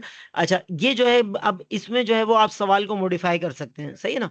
और आपने मिसाल के तौर पर XYZ कोई स्किल सीखी है और उसका जो है आप डिसाइड कर रहे हैं, तो अब इसके हवाले से जो है वो आप इन सवालों के जवाब खुद के लिए तलाश कर लेंगे। अच्छा, ये एक ऐसे असाइनमेंट होगा जिसका जो भले आप चेक ना भी कराएं, अपने आप को चेक करा लें। आपने डिसाइड करना है कि आपने बिजनेस करना है, जॉब करनी है। खासतौर पे जो बिजनेस करने वाले हैं वो सोल प्रोप्राइटरशिप पे जाएंगे, कॉर्पोरेशन पे जाएंगे, पार्टनरशिप पे जाएंगे, किसका क्या फायदा है, किसकी क्या नुकसान है। तो ये जो है ये एक्सरसाइज आप हर उस वक्त कर सकते हैं जब भी आप इस हवाले से सोचना चाहें। अच्छा जी, उसके बाद है state your opinion about which form of organization would be the best and explain the basis of your opinion. आप अपने सवाल के जो है वो बेसिस और बुनियादें जो है वो इसको वो करेंगे। अच्छा जी, उसके बाद टेक्निकल, अच्छा अब ये जो है ये टेक्निकल अकाउंटिंग टर्म्स हैं, इसको जो है वो आपको बताना चाहिए। ये कुछ इन्होंने सवाल दिया है, एक्सरसाइज ब्रीफ एक्सरसाइज जो है वो 11.2, सही है। बोर्ड ऑफ डायरेक्टर्स का क्या होते हैं, डबल टैक्सेशन क्या है, डबल टैक्सेशन शायद अब तक हमने डिस्कस नहीं किया, तो बल्कि किया था शुरू में। सबसे पहली उसमें डबल टैक्सेशन का मतलब ये है कि सोल प्रोप्राइटरशिप या पार्टनरशिप में जबकि अनलिमिटेड हो तो नॉर्मली एक दफ़ा जो है वो अ,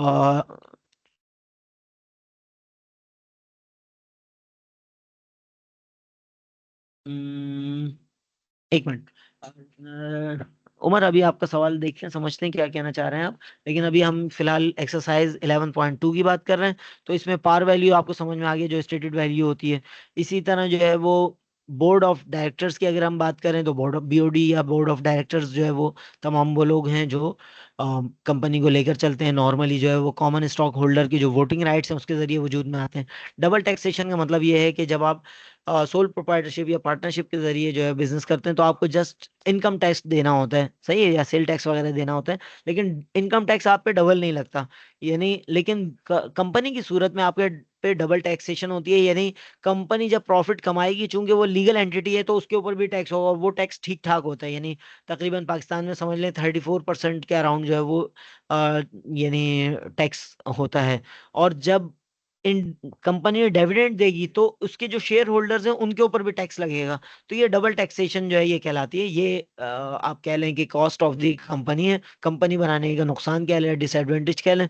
तो लेकिन जो है ये है बुक वैल्यू जो है ये बुक वैल्यू, सही है। Par value multiply by outstanding shares, ये बुक वैल्यू है। ये जो हमने वो टोटल किया था ना, जैसे 5,000 क्या है, ये एक सवाल आया था हमजा की तरफ से। तो ये बेसिकली जो है ये बुक वैल्यू कहलाती है।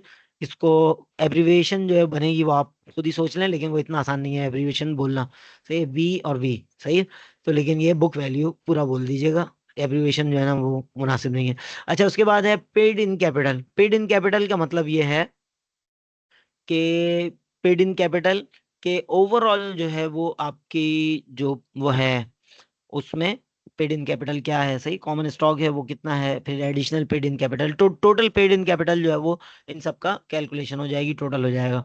और डिविडेंड इन एरर्स, ये हमने प्रिफर्ड स्टॉक में पढ़ा था कि पिछले साल के जो डिविडेंड मिलने चाहिए थे नहीं मिले थे, वो अगले साल अगर मिले, जैसे कि नॉन कैमुलेटिव में नहीं मिलते, कैमुलेटिव प्रिफर्ड स्टॉक में मिलते हैं, तो वो डिविडेंड इन एरर कहलाते हैं। मार्केट वैल्यू, जो मार्केट में बिक रहा है, मिसाल के तौर पर कोई शेयर जो है वो एक्चुअल उसकी पार वैल्यू जो है वो लिखी हुई है 10 रुपए, लेकिन वो मार्केट में बिक रहा है 700 रुपए का, तो वो market value multiply by outstanding shares, ये मार्केट वैल्यू कहलाएगी। या पर शेयर मार्केट वैल्यू PMV आ जाएगी। सही है। प्रिफर्ड स्टॉक हम पढ़ चुके हैं ऑलरेडी। क्लोजली हेल्ड कॉर्पोरेशन ये पढ़ चुके हैं। रिटेन्ड अर्निंग्स, बची कुची इनकम, ये है। फिर कॉमन स्टॉक है। Publicly owned corporation. तो ये टर्मिनोलॉजीज जो है 12 इन्होंने दी हैं। तो ये अच्छी बात है, और यही नहीं बल्कि हमने जो अब तक पढ़ी है उन सबको जो है वो आपको अच्छी तरह पता होना चाहिए, कुछ भी जो है वो आपके लिए एग्जाम में आ सकता है। अच्छा जी, उसके बाद नेक्स्ट अगर हम बात करें, each of the following statement में और may not describe one of the technical terms for. तो अब ये जो है ये आप थोड़ा सा पढ़ लीजिएगा, इसको एक्सरसाइज को सॉल्व कीजिएगा। तो ये भी अच्छी अच्छी बातें की गई हैं इसमें, सही। और फर्दर अब आप इसको पढ़ लीजिएगा, ऑलरेडी जो है मैं इसमें आपको हेल्प कर चुका हूँ, और वो आप उस हेल्प से मदद लेते हुए इसको वो करें, सही। तो अब तक जो हमने पढ़ा है इसके हवाले से किसी का कोई क्वेश्चन है, कोई बात है, तो हम उसको वो कर लेते हैं। अदरवाइज जो है वो फिर इसको फर्दर आगे बढ़ाते हैं, सही। ये दो तीन मुख्तलिफ इसकी चीज़ें हैं। तो हम इस रिकॉर्डिंग को यहीं पर एंड करते हैं, और फिर नेक्स्ट में बात करते हैं अपने हिसाब से।